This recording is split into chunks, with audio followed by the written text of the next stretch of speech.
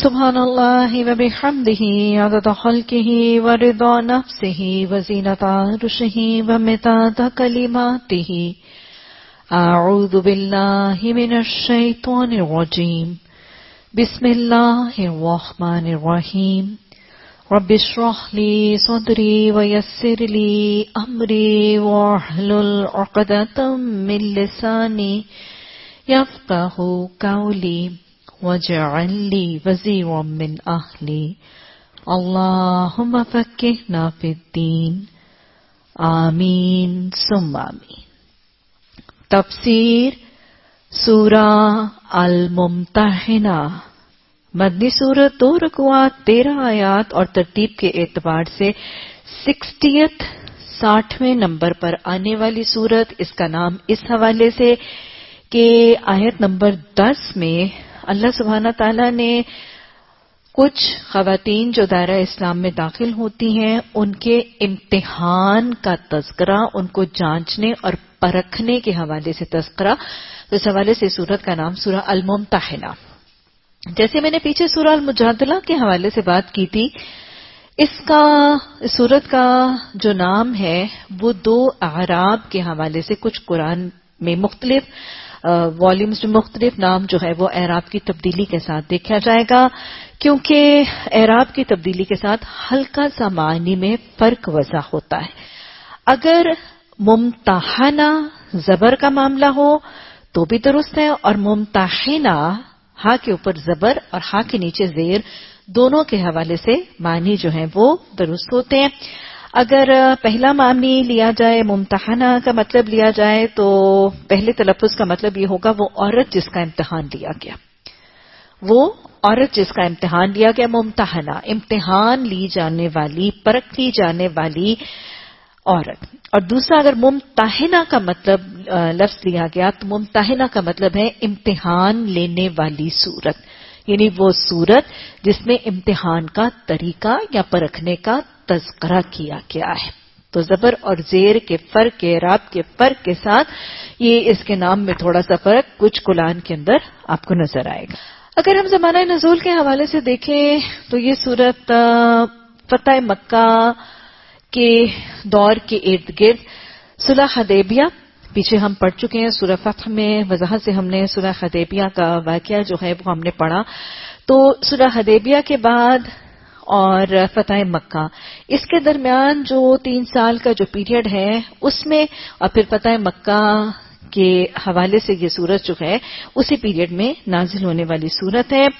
تو اگر مختصراً ہم یہ حالات ہمیں پتہ ہوں گے کہ صلح حدیبیہ سے لے کے فتح مکہ تک کیا حالات رونما ہوئے، اور اس پس منظر میں ایک خاص واقعہ جو پیش آیا فتح مکہ سے پہلے نبی صلی اللہ علیہ وسلم کے ایک صحابی کا، تو اس حوالے سے یہ واقعہ جو ہے وہ زیادہ آسانی سے یہ سورت کے احکامات اور تبصرہ جو ہے وہ سمجھ آئے گا۔ پیچھے ہم پڑھ چکے ہیں سورہ الفتح میں کہ رسول اللہ صلی اللہ علیہ وسلم کو اگر تاریخ کو شروع سے دہرا لیجئے، پہلے ہجرت کے بعد مسلمانوں کو پہلے تو ابتدا میں مکی دور میں جہاد سے روکا گیا تھا، پھر ہجرت کے بعد مسلمانوں کو پہلے جہاد کی اجازت دی گئی، پھر جہاد کا حکم دے دیا گیا۔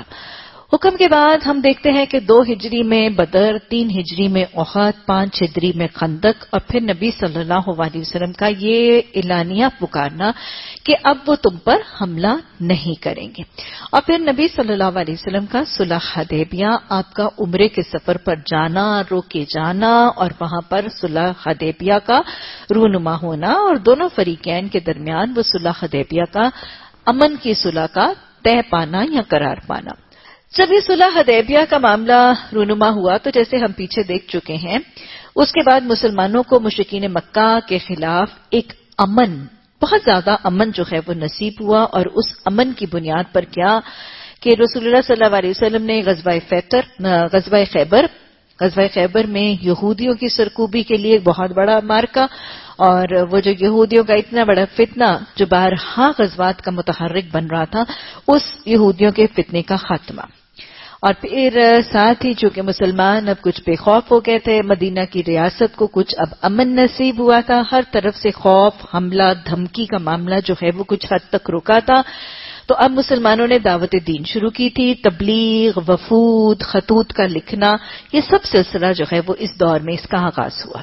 صلح حدیبیہ کی جو مختلف ٹرمز اینڈ کنڈیشنز اور مختلف شکیں تھیں، ان میں سے ایک شک یہ بھی تھی کہ وہ قبیلے جو مسلمانوں کے علاوہ اور مشرکین کے علاوہ، قریش مکہ اور مسلمانوں کے علاوہ جو دوسرے جزیرۃ العرب کے قبیلے ہیں، ان ٹرائبز کے مسئلے کے حوالے سے بھی کچھ معاملات لکھے گئے تھے. مسئلہ یوں لکھا گیا تھا اس صلح حدیبیہ میں کہ وہ قبیلے جو مسلمانوں کے حریف ہیں، وہ قبیلے جو مسلمانوں کے حریف ہیں، اگر ان کی اور ان قبیلوں کی جو قریش مکہ کے حریف اور سپورٹرز ہیں، اگر ان کی آپس میں جنگ، تنازع یا جھگڑے کا معاملہ ہو تو نہ مسلمان اپنے حریف اور نہ قریش مکہ اپنے حریف کے لیے معاونت میں کوئی کام کریں گے. یعنی اپنے جو حریف قبیلے ہیں ان کو بھی سپورٹ کر کے جنگ کو مزید بڑھانے کا طریقہ اختیار نہیں کریں گے. اور یہ صلح حدیبیہ کی شکوں میں سے تھا. مسلمانوں کو بھی پابند کر دیا گیا، قریش مکہ کو بھی پابند کر دیا گیا. یعنی قریش مکہ مسلمانوں کے حریف جو قبیلے تھے ان کی مخالفت میں اپنے سپورٹرز کے ساتھ مل کر مسلمانوں کے سپورٹر جو قبیلے تھے ان پر حملہ آور ہونے کا طریقہ اس معاہدے کے تحت جو تھا وہ اس کی اجازت نہیں تھی. اب ہوا کیا کہ دو قبیلے بنو خزاعہ اور بنو بکر. بنو خزاعہ یہ وہ قبیلہ تھا جس کا تذکرہ اس دن میں نے قوم سبا کے حوالے سے بھی کیا تھا. یہ وہ قبیلہ تھا جو مسلمانوں کا سپورٹر تھا. یہ مسلمانوں کے سپورٹر تھے، مسلمانوں کے حریف تھے. اور بنو بکر قریش کے سپورٹرز تھے. ہوا کیا کہ بنو خزاعہ اور بنو بکر کے درمیان ایک جھگڑا ہوا اور آپس میں کوئی تنازع ہوا، اور بنو بکر کے لوگوں نے بنو خزاعہ کے کچھ روایت میں ایک اور کچھ روایت میں دو آدمیوں کا تذکرہ آتا ہے کہ ان کو ہلاک کر دیا. جب یہ معاملہ قریش مکہ کے پاس گیا تو قریش مکہ نے الٹا بنو بکر کی معاونت بھی کی، ان کی پشت پناہی بھی کی، اور بنو خزاعہ کے خلاف بنو بکر کی مدد بھی کی. بنو خزاعہ والے 40 سوار نبی صلی اللہ علیہ وسلم کی خدمت میں صلح حدیبیہ کے حوالے سے مدد مانگنے کے لیے نبی صلی اللہ علیہ وسلم کی خدمت میں حاضر ہوئے. رسول اللہ صلی اللہ علیہ وسلم نے صلح حدیبیہ کے معاہدے کی روح سے مشرکین مکہ یعنی قریش مکہ سے مطالبہ کیا کہ دو آدمی جو بنو بکر نے بنو خزاعہ کے ہلاک کیے تھے اس کے بدلے خون بہا ادا کیا جائے. دوسرا مطالبہ یہ تھا کہ قریش مکہ بنو بکر کی پشت پناہی سے باز آ جائے. ایک تو یہ کہ بنو بکر والے بنو خزاعہ کا کیا کریں، خون بہا ادا کریں. دوسری بات ہے کہ قریش مکہ بنو بکر کی پشت پناہی مدد جو وہ بنو خزاعہ کے خلاف کر رہے ہیں اس سے باز آ جائے. اور تیسرا معاملہ آپ نے یہ کہا کہ اگر قریش مکہ بنو بکر کی پشت پناہی سے باز نہیں آئیں گے تو صلح حدیبیہ کا معاہدہ اب ٹوٹ گیا، منسوخ ہو گیا. قریش مکہ نے یہ تینوں آپشنز کو ماننے سے انکار کر دیا. گویا اعلانیہ معاہدے کو توڑنے کا طریقہ اختیار کیا گیا. ابو سفیان کے پاس جب نبی صلی اللہ علیہ وسلم کی یہ تینوں شرائط پہنچائی گئیں، ابو سفیان نے بھی اور مشرکین مکہ میں سے جو وہ نوجوان خون تھا جو مسلمانوں سے بہت زیادہ انتقام لینے کا شدید خواہش مند تھا، انہوں نے ابتدا پر بغیر سوچے سمجھے غور و فکر کیے معاہدے کی شکوں کا لحاظ کیے بغیر انہوں نے کھلم کھلا نبی صلی اللہ علیہ وسلم کی یہ جو تینوں تجاویز پوری کی پوری جو حدیبیہ کا معاہدہ ہے اس کی روح سے درست تھیں اور انصاف پر تھیں اور حق پر مبنی تھیں. انہوں نے ان تینوں شرطوں کا کھلم کھلا اعلان کر دیا. یہ قریش مکہ کی طرف سے ابو سفیان کی طرف سے ایک اعلانیہ بدعہدی تھی معاہدیہ کے صلح حدیبیہ کی صلح کی، اور ان کی طرف سے صلح حدیبیہ کو توڑنے کا ایک اعلان تھا. نبی صلی اللہ علیہ وسلم نے بھی اعلان فرما دیا کہ یہ معاہدہ جو ہے وہ ختم ہو گیا. ابو سفیان نے اور سرداران قریش نے کچھ دیر کے بعد جب سر جوڑ کے سوچا تو ان کو اس بات کا احساس ہوا کہ یہ معاہدہ نہیں توڑنا چاہیے تھا. جلد بازی ویسے بھی پسندیدہ چیز نہیں، العاجلۃ من الشیطان، شیطان نے یہ معاملہ کروایا اور ان کو بدعہدی کی طرف مائل کیا.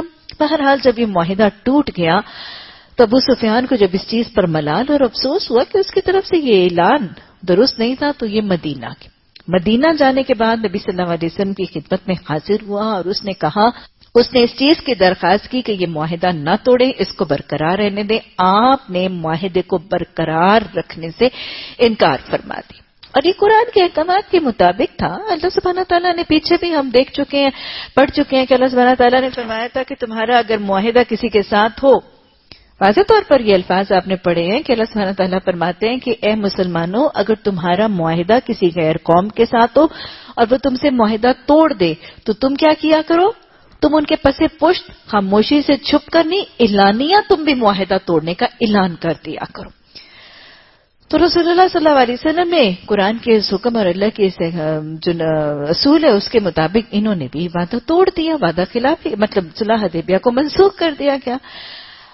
محمد صلی اللہ علیہ وسلم نے جب ابو سفیان کی درخواست کو تسلیم نہیں کیا، رد کر دیا اور معاہدے کو منسوخ ہونے کا اعلان کر دیا، تو اس کے بعد ہمیں روایات سے پتہ چلتا ہے کہ ابو سفیان حضرت ابوبکر صدیق رضی اللہ تعالیٰ عنہ کے پاس معاہدے کی تجدید کے لیے حاضر ہوا. پھر اس کے بعد حضرت عمر کے پاس حاضر ہوا. روایت میں یہ بھی پتہ چلتا ہے کہ جب حضرت عمر رضی اللہ تعالیٰ عنہ کے پاس حاضر ہوا تو حضرت عمر نے اپنی تلوار نکالی اور یہاں تک کہا کہ وہ معاہدہ جو نبی صلی اللہ علیہ وسلم نے تمہاری درخواست پر قبول نہیں کیا، اس کی فرمائش لے کر، اس کی سفارش لے کر تو میرے پاس حاضر کیوں ہوئے؟ یعنی جس کو نبی صلی اللہ علیہ وسلم نے قبول نہیں کیا تھا، تمہاری ہمت کیسے ہوئی کہ تم میرے پاس آ جاتے؟ تم نے ایزیوم کیسے کیا کہ میں اس کو قبول کر لوں گا؟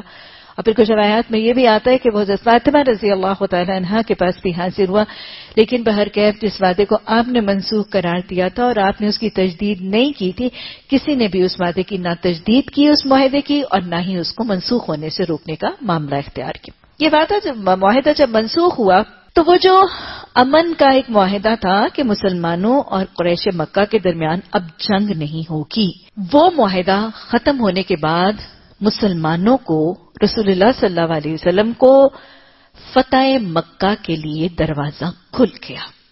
اصل میں ہوتا وہی ہے جو اللہ چاہتا ہے، اور اللہ جو چاہتا ہے اس کے وسیلے، سبب، اسباب وہ کہاں سے جوڑ کے اس کو پورا کر لیتا ہے. اللہ سبحانہ تعالیٰ نے پیچھے بتایا تھا کہ حدیبیہ کے موقع پر جب مسلمان مکہ تشریف لے گئے تھے نبی صلی اللہ علیہ وسلم کی معیت میں، تو اللہ نے بتایا تھا نا، آپ نے پڑھا تھا کہ اس وقت تم سے حملہ کیوں نہیں کروایا گیا تھا. اسی لیے نہیں کروایا گیا تھا کہ کچھ مسلمان گھرانے پوشیدہ تھے، مخفی تھے، اور امکان تھا کہ مسلمانوں کے لشکر کے ہاتھ سے ان کے خون ہونے کا امکان ہے. تو اب چونکہ سب کچھ کھل چکا تھا، مسلمانوں کو غلبہ مل چکا تھا، دین کی اشاعت اور تبلیغ بہت زیادہ ہو چکی تھی ان 3-4 سالوں میں، تو اسلام کی طاقت بہت زیادہ بڑھ چکی تھی. تو یہ اپروپریٹ اور کریکٹ وقت تھا کہ مسلمانوں کا ایک لشکر تیار کر کے مکہ کی طرف معاملہ ہو اور مسلمانوں کو مکہ کے فتح کی خوشخبری سے ہمکنار کیا جائے. تو جب اللہ سبحانہ تعالیٰ نے جہاں جس وقت جس چیز کا ارادہ فرمایا، اس حکیم رب نے خود ہی حالات ایسے بنائے، سچویشن ایسی بنائی، کفار مکہ سے وہ کام کروایا، ابو سفیان سے وہ معاہدہ منسوخ کروایا. بس اوقات اللہ سبحانہ تعالیٰ کفار کو، دشمنان دین کو اپنی چال کا آلہ بنا لیتے ہیں. دل اصل میں ہے رحمان کی دو انگلیوں کے درمیان، وہ جس کا دل چاہتا ہے جیسے بدل دیتا ہے، اپنے وسائل اور اسباب بنانے کا ذریعہ بنا لیتا ہے.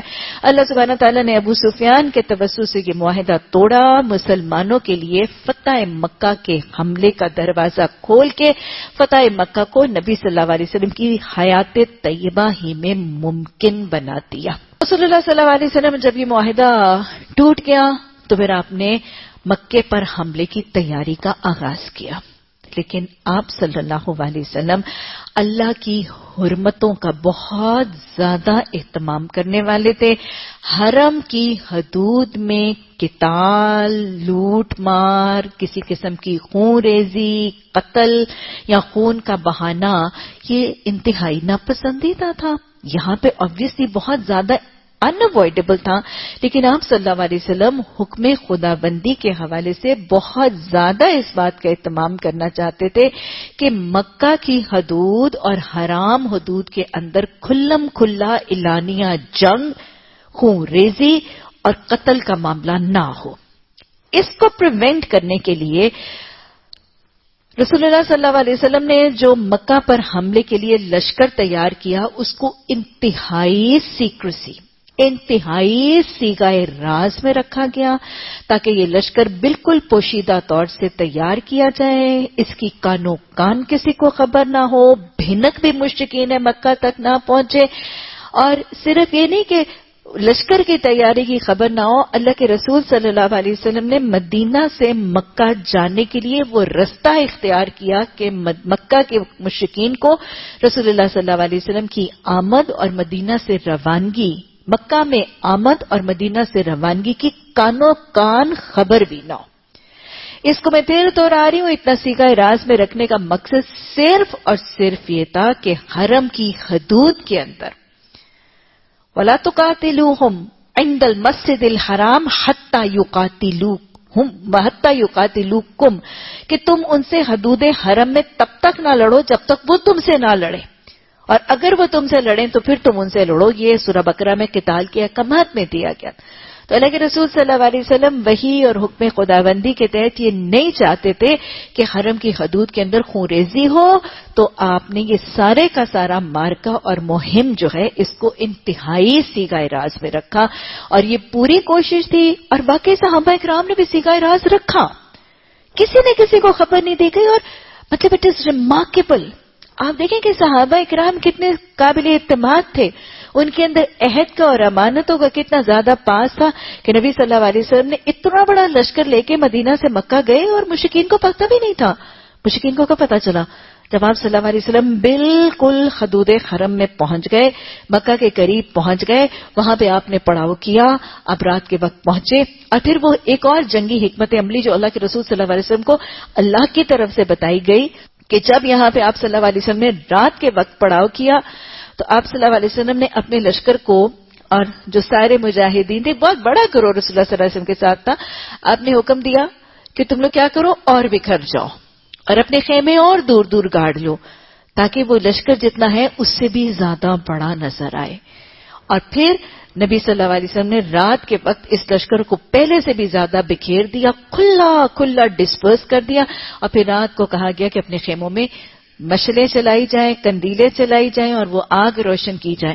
اور مشرکین مکہ نے ایک دم سے جب دیکھا کہ مکہ کے سبربز میں کوئی اتنا بڑا لشکر ہے اور اتنا بڑا پڑا ہوا ہے کہ جس کے میلوں میل تک جس کی وہ روشنی اور جس کی شمع جو ہے وہ جل رہی ہیں، تو ان کے دلوں میں اللہ سبحانہ تعالیٰ نے خوف ڈال دیا۔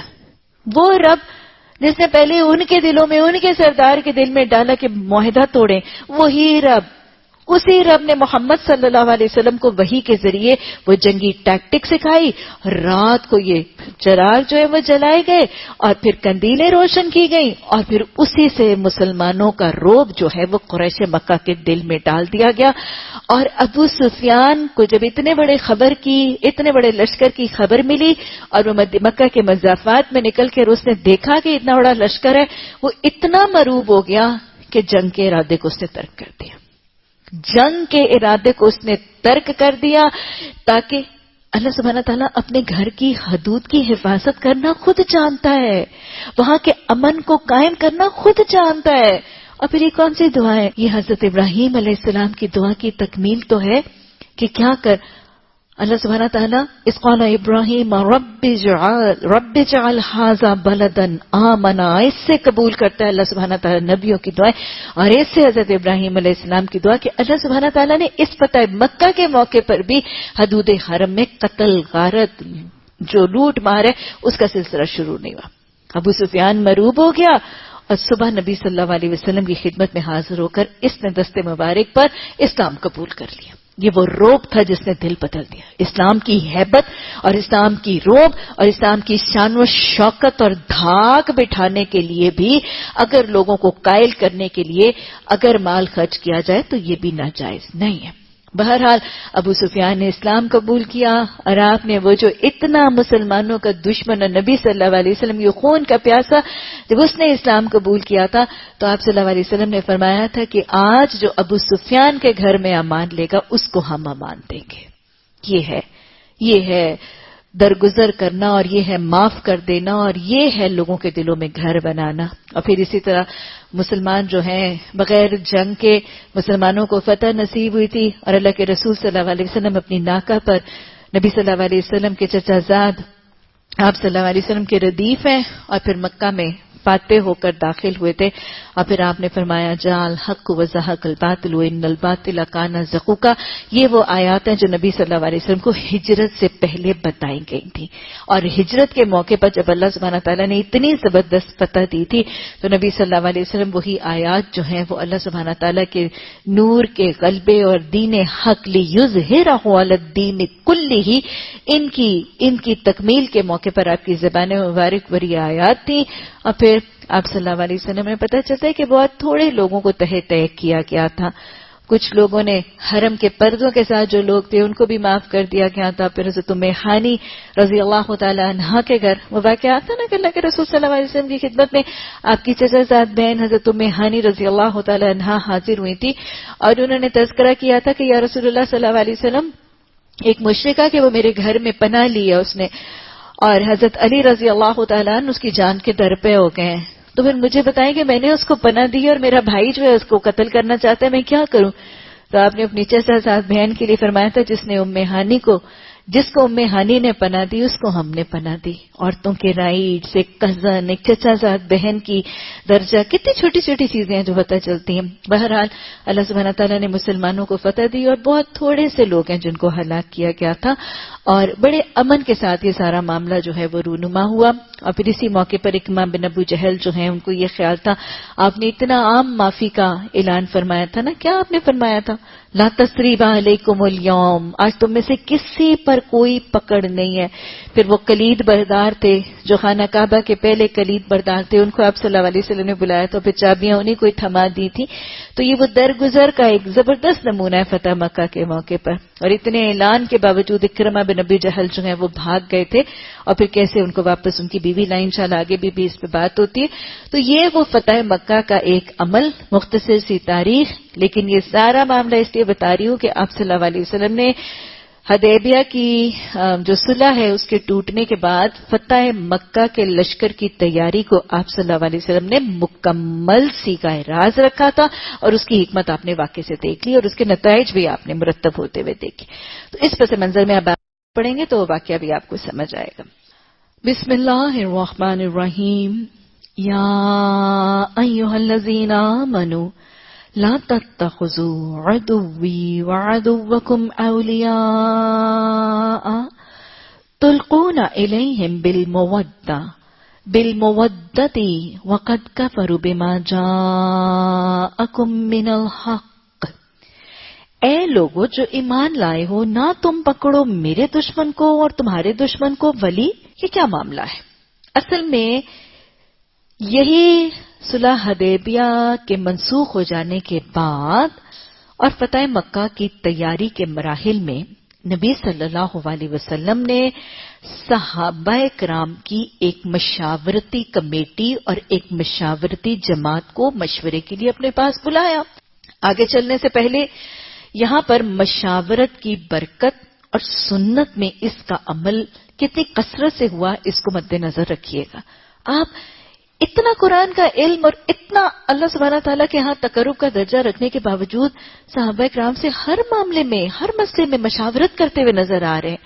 تو لہٰذا جب آپ صلی اللہ علیہ وسلم نے فتح مکہ کے لیے لشکر کی تیاری کا ارادہ بے اذن اللہ جب اللہ نے حکم دیا اور آپ نے لشکر کی تیاری کا ارادہ فرمایا، تو تیاری سے پہلے آپ نے صحابہ کرام کی ایک مشاورتی کمیٹی، بورڈ اور ایک گروپ ڈھونڈا. ان کو بلایا کیا؟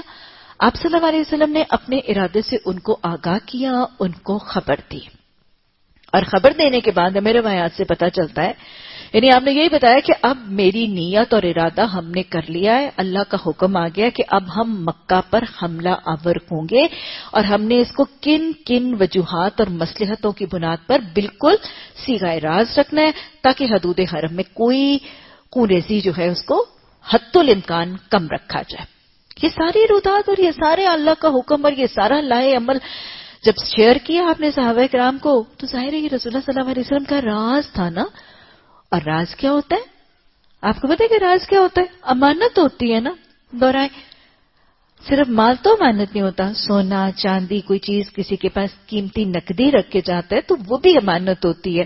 لیکن حدیث میں کیا آتا ہے؟ آپ صلی اللہ علیہ وسلم نے فرمایا تھا کہ جب کوئی شخص تجھے کوئی بات بتاتے ہوئے دائیں بائیں دیکھے. دائیں بائیں کیوں دیکھے بھائی؟ اسی لیے دیکھے کہ کوئی اور تو نہیں سن رہا، کوئی اور تو نہیں آ رہا. کیا تجھے بات بتانے سے پہلے کوئی دروازہ بند کر دے اور یہاں اسپیسیفکلی اپنے بیہیویئر سے یا اپنے رویے سے نہ شو کرے تو جب بول کے کہہ دے کہ کسی اور کو نہ بتاؤ، بات تو ایک ہی ہے نا. جب کوئی شخص تجھے کوئی بات بتاتے وقت دائیں بائیں دیکھے تو وہ بات تیرے پاس اس شخص کی امانت ہے. تو لہٰذا آج کے بعد مجھے اور آپ کو میری کوئی دوست، میری کوئی بہن، ہمارا شوہر کوئی بات بتائیں اور دائیں بائیں دیکھیں یا دروازہ بند کر دیں یا کھڑکی بند کر دیں یا اسپیسیفائی کر کے ہمیں کہہ دیں کہ یہ راز کسی کو نہ بتانا، تو وہ راز کیا ہوتا ہے؟ وہ امانت ہوتی ہے. اور امانت میں خیانت کرنا کس کا طریقہ ہے؟ منافق کی. آج ہی ہم نے منافق کی صفات پڑھی. بہرحال یہ تو امانت کس کی تھی؟ اللہ کے رسول صلی اللہ علیہ وسلم کی امانت تھی. ان صحابہ کرام کے پاس رسول اللہ صلی اللہ علیہ وسلم کی امانت تھی جن کو آپ صلی اللہ علیہ وسلم اپنی جان، مال، عزت، آبرو سب سے زیادہ محبوب تھے. آپ نے جب ایسے اپنی امانت دی تو کسی نے بھی اس چیز کو ظاہر ہے امانت میں خیانت کا تصور ہی نہیں تھا. لیکن آپ دیکھیں اس جماعت میں، اس گروہ میں سے وہ گروہ جو رسول اللہ صلی اللہ علیہ وسلم کے نزدیک اتنے قابل اعتماد تھے، اتنے معتبر تھے، اتنے ریلائبل تھے، اتنے سمجھدار تھے، اتنے متقی تھے، اتنے وعدہ نبھانے والے تھے اور اتنے امین تھے. اس گروہ میں سے بھی ایک ساتھی کا ایمان ڈگمگا گیا. حضرت حاطب بن ابی بلتا کے حق میں یہ واقعہ رونما ہوا اور انہی کے حق میں یہ سورت اور پہلا رکوع جو ہے اس کا نازل ہوا. میں پھر دوہرا رہی ہوں، وہ ساتھی جن کو آپ نے اتنا سمجھدار سمجھا تھا، یہ بڑا نازک مرحلہ تھا، بہت سینسٹیو، حق و باطل کے کشمکش کی اب جسے آپ سمجھے کہ کلائمیکس ہے، پیک ہے، چوٹی ہے. یہ اگر اعلان ان تک ہو گیا ہوتا تو شاید وہ اتنا بڑا لشکر تیار کر لیتے. اور ویسے ہی پتہ نہیں حدود حرم میں کتنی مار، کتنا قتل، کتنی خوریزی ہو جاتی، حدود اللہ پامال ہوتی اور شاید مسلمانوں کا سامنے اتنا بڑا لشکر ہوتا کہ مسلمانوں کو اتنی بڑی فتح ہی نہ نصیب ہوتی. یہ تو ایسے جیسے اسلامی تاریخ میں کلائمیکس تھا، ایک پیک تھا، عروج تھا. اس کے لیے جس کو آپ نے مشاورت کے لیے ایکسپٹ کیا تھا وہ بہت سمجھدار، اس کو آپ نے بڑا سیانا، بڑا زیرک، بڑا معاملہ فہم سمجھا. اور صرف یہ نہیں، آپ نے اس کو ایفائے عہد کرنے والا امین سمجھا، اس کو سچا سمجھا، اس کو صاحب ایمان سمجھا. یعنی آپ کے ہاں یہ سارے لوگ جو اس مشاورت میں تھے وہ بڑے قابل اعتماد اور بڑے معتبر تھے. ایسوں پر بھی شیطان حملہ کر جاتا ہے. کثرت سے شیطان کی اکساہٹوں سے بچنے کے لیے دعا کیا کریں. کبھی قرآن پڑھنے، اپنی عبادات، اپنے معاملات میں کبھی اس بات پہ تکیہ نہ لگا کے بیٹھیں کہ اب تو ایمان بہت ہو گیا، اب ہم بچ جائیں گے، ہماری اولادیں بچ جائیں گے. ارے یہ نہیں بچے تھے، ان پر شیطان حملہ کر دیتا تھا، ان سے ایسے کام، ان سے خیانتیں کروا دیتا تھا. میں اور آپ کیا ہیں؟ اپنی آنکھوں کی، اپنی زبان کی، اپنے دل کی، اپنے وعدوں کی، اپنے امانتوں کی حفاظت کرنا کتنا اہم ہے. اور سب سے بڑھ کے سب سے قیمتی خزانہ ایمان ہے. کیسے کیسے ایمان لوٹ کے لے جاتا ہے اور کس کا ایمان لوٹ لیتا ہے اور کس کے ایمان کو نفاق کی صفت سے شیطان بدل سکتا ہے. اس کی طاقت کا احساس ہو رہا ہے. اچھا وہ اتنا طاقتور ہے تو اس کے سامنے طاقت سے مقابلہ کرنے کی قوت پیدا کرنی ہے کہ وہ جب اتنا طاقتور ہے وہ اتنے طاقتوروں کو مات دے دیتا ہے. کبھی کبھی اپنے آپ سے سوچیں، کیا میں اتنی قوت سے اس کی مدافعت کرتی ہوں؟ کیا میں اتنی طاقت سے اٹھتی ہوں اس کا مقابلہ کرنے کے لیے؟ کثرت سے شیطان کی اکساہٹوں سے بچنے کی دعا کو اپنے اور اپنی اولادوں کے لیے لازم کر لیجیے. اور پھر یہ بھی پتہ چل رہا ہے جب کسی اتنے نیکوکار شخص کو، اتنے نیکوکار، یہ بدری صحابی بھی ہیں آپ کے نزدیک، اتنے معتبر بھی ہیں، اتنے نیکوکار شخص کو شیطان کبھی اکسا لیتا ہے تو وہ اس کا حال اور اس کا معاملہ کیسا ہو جاتا ہے. حضرت حاطب بن ابی بلتا، ان کا معاملہ کیا ہوا؟ اصل میں حضرت حاطب بن ابی بلتا یہ مکہ کے لوکلز نہیں تھے، مکہ کے اپنے رہائشی نہیں تھے. یہ مکہ کے باہر کی بستی سے آ کے مکہ میں آباد ہوئے تھے. جب باہر سے آباد ہوئے تھے تو ان کا کوئی رشتہ دار، کوئی قبیلہ، کوئی اہل و عیال، اپنی انٹیمیٹ فیملی کے علاوہ کوئی رشتہ دار قبیلہ مکہ میں نہیں تھا. یہ تنہا ان کے اور ان کے بیوی بچے بہن بھائی، بالکل ایک چھوٹا سا قبیلہ اہل خانہ کا ایک افراد مکہ میں آباد ہوئے. جب آپ صلی اللہ علیہ وسلم نے نبوت کا اعلان کیا تو یہ گھرانہ بھی دائرہ اسلام میں داخل ہو گیا. جب آپ نے ہجرت کی تو حضرت حاطب بن ابی بلتہ نے بھی نبی صلی اللہ علیہ وسلم کے ساتھ، کچھ روایات میں آتا ہے کہ مطلب تھوڑی دیر بعد، کچھ میں آتا ہے پہلے، بہرحال یہ بھی ہجرت کر کے مدینہ آ گئے. اہل خانہ، بھائی بیوی بچے، یہ مکہ ہی میں آباد تھے، اور حاطب بن ابی بلتہ یہ ہجرت کر کے مکہ سے مدینہ تشریف لے آئے. کتنی کتنی قربانیاں ہیں ان لوگوں کی زندگی میں. بیوی بچے، گھر بار، جائیداد، سب کچھ چھوڑ دیا تھا اور ہجرت کر کے رسول اللہ صلی اللہ علیہ وسلم کے ساتھ آ گئے تھے. یہ ایمان ہے، یہ قربانی ہے. اور پھر غزوہ بدر میں بھی شامل ہوئے تھے. جان اور مال سے جہاد کی یہی شکل ہے. اب جب رسول اللہ صلی اللہ علیہ وسلم نے اس موقع پر مشاورت کے لیے بلایا اور یہ اظہار کیا کہ اب ہم مسلمان مکہ پر حملہ کریں گے، بس ایمان کمزور ہو گیا. ایمان کا پیمانہ کیا ہے؟ وَالَّذِينَ آمَنُوا اشد حبا للہ. اس پیمانے کو بہت زیادہ دہرایا کریں. دوسرا پیمانہ، تم میں سے کوئی اس وقت تک مومن نہیں ہو سکتا جب تک آپ نے فرمایا میں اس کا سب سے زیادہ محبوب نہ ہو جاؤں. اور تم میں سے کوئی مومن نہیں ہو سکتا جب تک وہ آپس میں مومنوں کے ساتھ باہمی محبت نہ کرے، اور جو اپنے لیے پسند کرتا ہے وہ دوسرے مسلمان کے لیے نہ کرے. یہی ایمان کا پیمانہ ہے نا. اور اللہ سبحانہ تعالیٰ نے سورہ توبہ میں کیا سکھایا تھا محبتوں کا پیمانہ چیک کرنے کے لیے؟ قل ان کان آباؤکم وابناؤکم وإخوانكم وأزواجكم وعشيراتكم وأموال اقترفتموها وتجارة تخشون كسادها ومساكن ترضونها أحب إليكم من الله ورسوله وجهاد في سبيله فتربصوا. کہ اگر یہ کچھ تمہارے باپ، تمہارے بیٹے، تمہارے بھائی، تمہاری بیویاں، تمہارے رشتہ دار، تمہارے مال، تمہارے گھر تمہیں اللہ کے رسول صلی اللہ علیہ وسلم اور جہاد سے زیادہ عزیز ہو جائے تو ویٹ کرو. یہاں محبت کا پیمانہ بدل گیا تھا. اللہ کے رسول صلی اللہ علیہ وسلم نے وعدہ لے کے اپنا راز بتایا.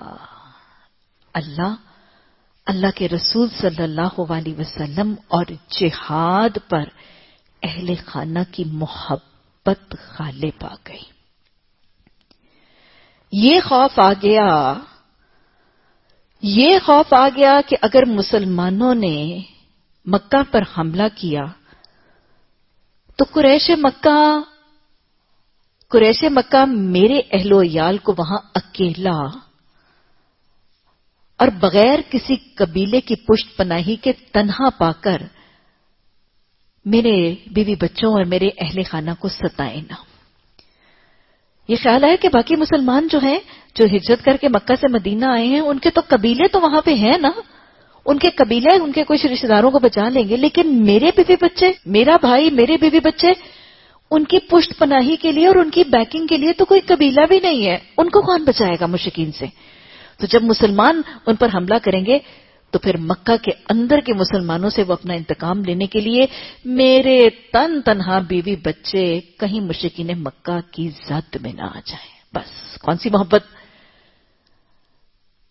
دنیا کی رشتوں کی محبت. والمال والبنون زینت الحیات الدنیا انما اموالکم واولادکم فتنہ.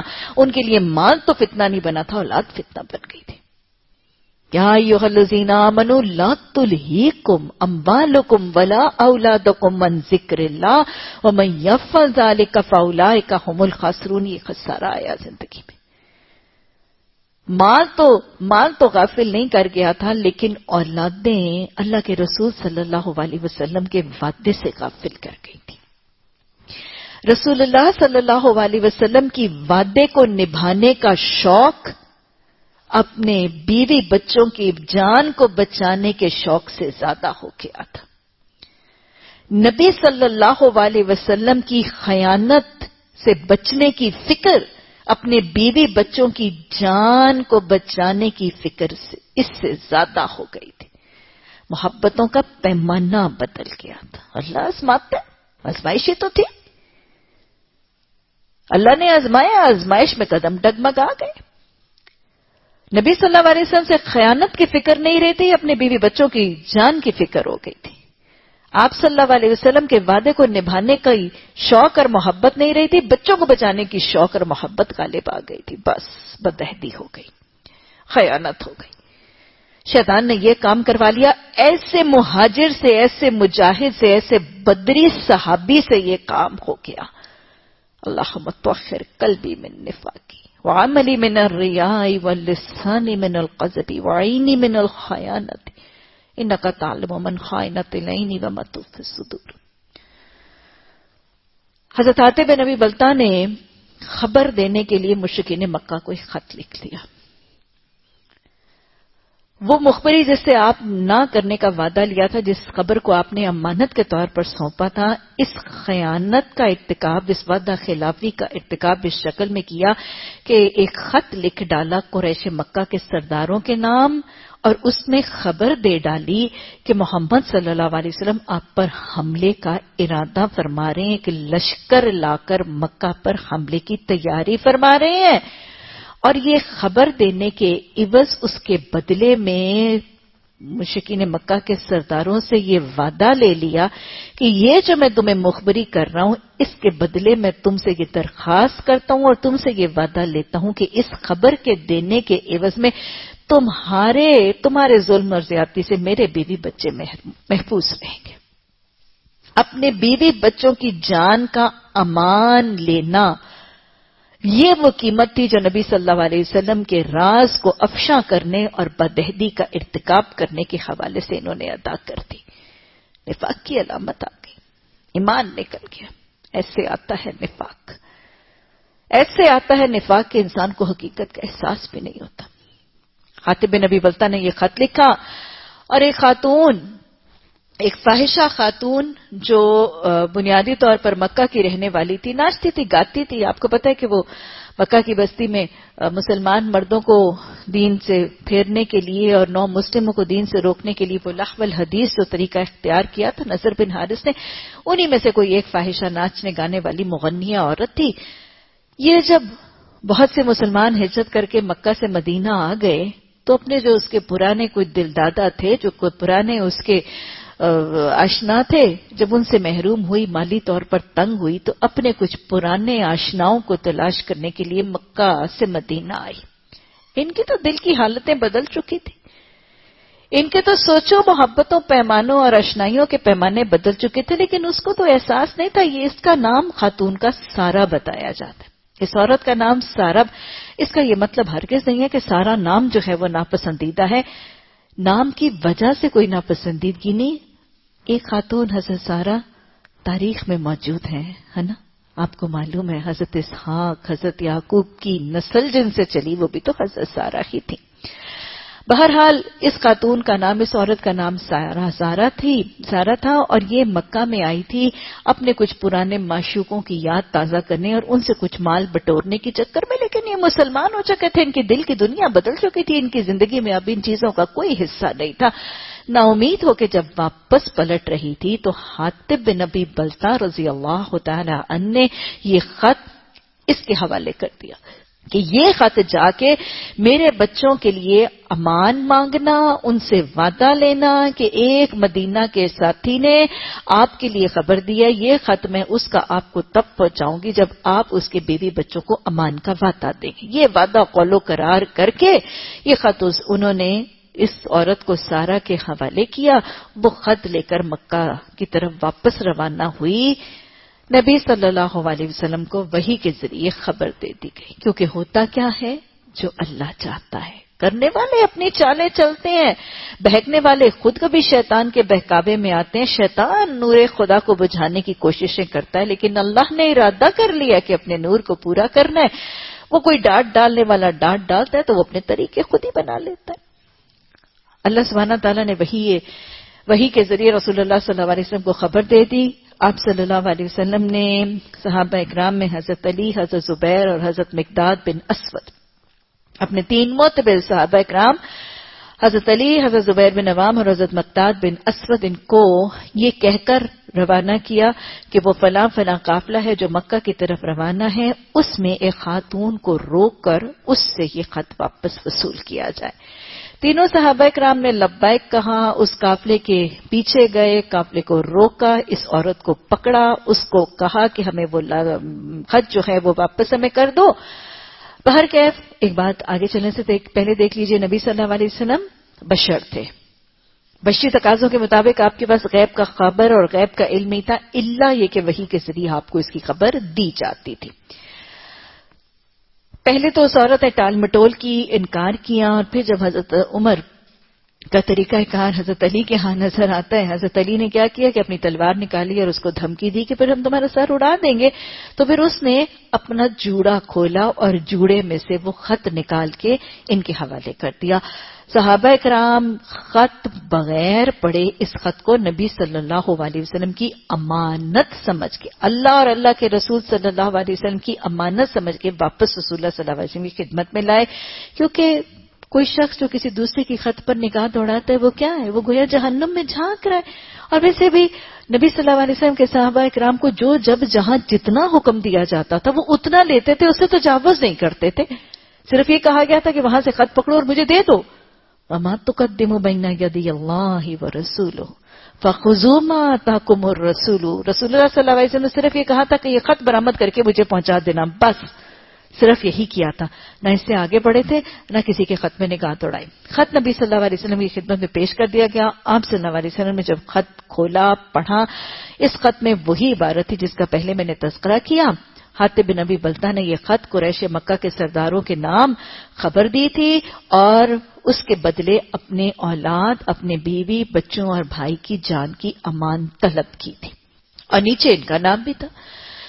نبی صلی اللہ علیہ وسلم نے جب ان کو نام پڑھ کے بتایا گیا تو آپ صلی اللہ علیہ وسلم نے حضرت حاتب بن ابی بلتہ کو طلب فرمایا۔ حضرت حاتب بن ابی بلتہ تشریف لائے تو آپ صلی اللہ علیہ وسلم نے پوچھا کہ یہ معاملہ کیا ہے، تم نے خط لکھا تھا؟ اقرار کیا کہ ہاں میں نے خط لکھا تھا۔ پھر وجہ پوچھی تو اس پر آتا ہے کہ حضرت حاتب بن ابی بلتہ نے سوال کیا کہ میں نے جو کچھ کیا، کہتے ہیں کہ میں نے جو کچھ کیا اس بنا پر کیا، اس بنا پر نہیں کیا کہ میں کافر اور مرتد ہو گیا ہوں، یعنی میں کوئی کافر نہیں ہو گیا، میں کوئی مرتد نہیں ہو گیا، میں نے اس بنا پر نہیں کیا کہ میں کافر اور مرتد ہو گیا ہوں اور اسلام کے بعد میں نے اب کفر کو پسند کیا۔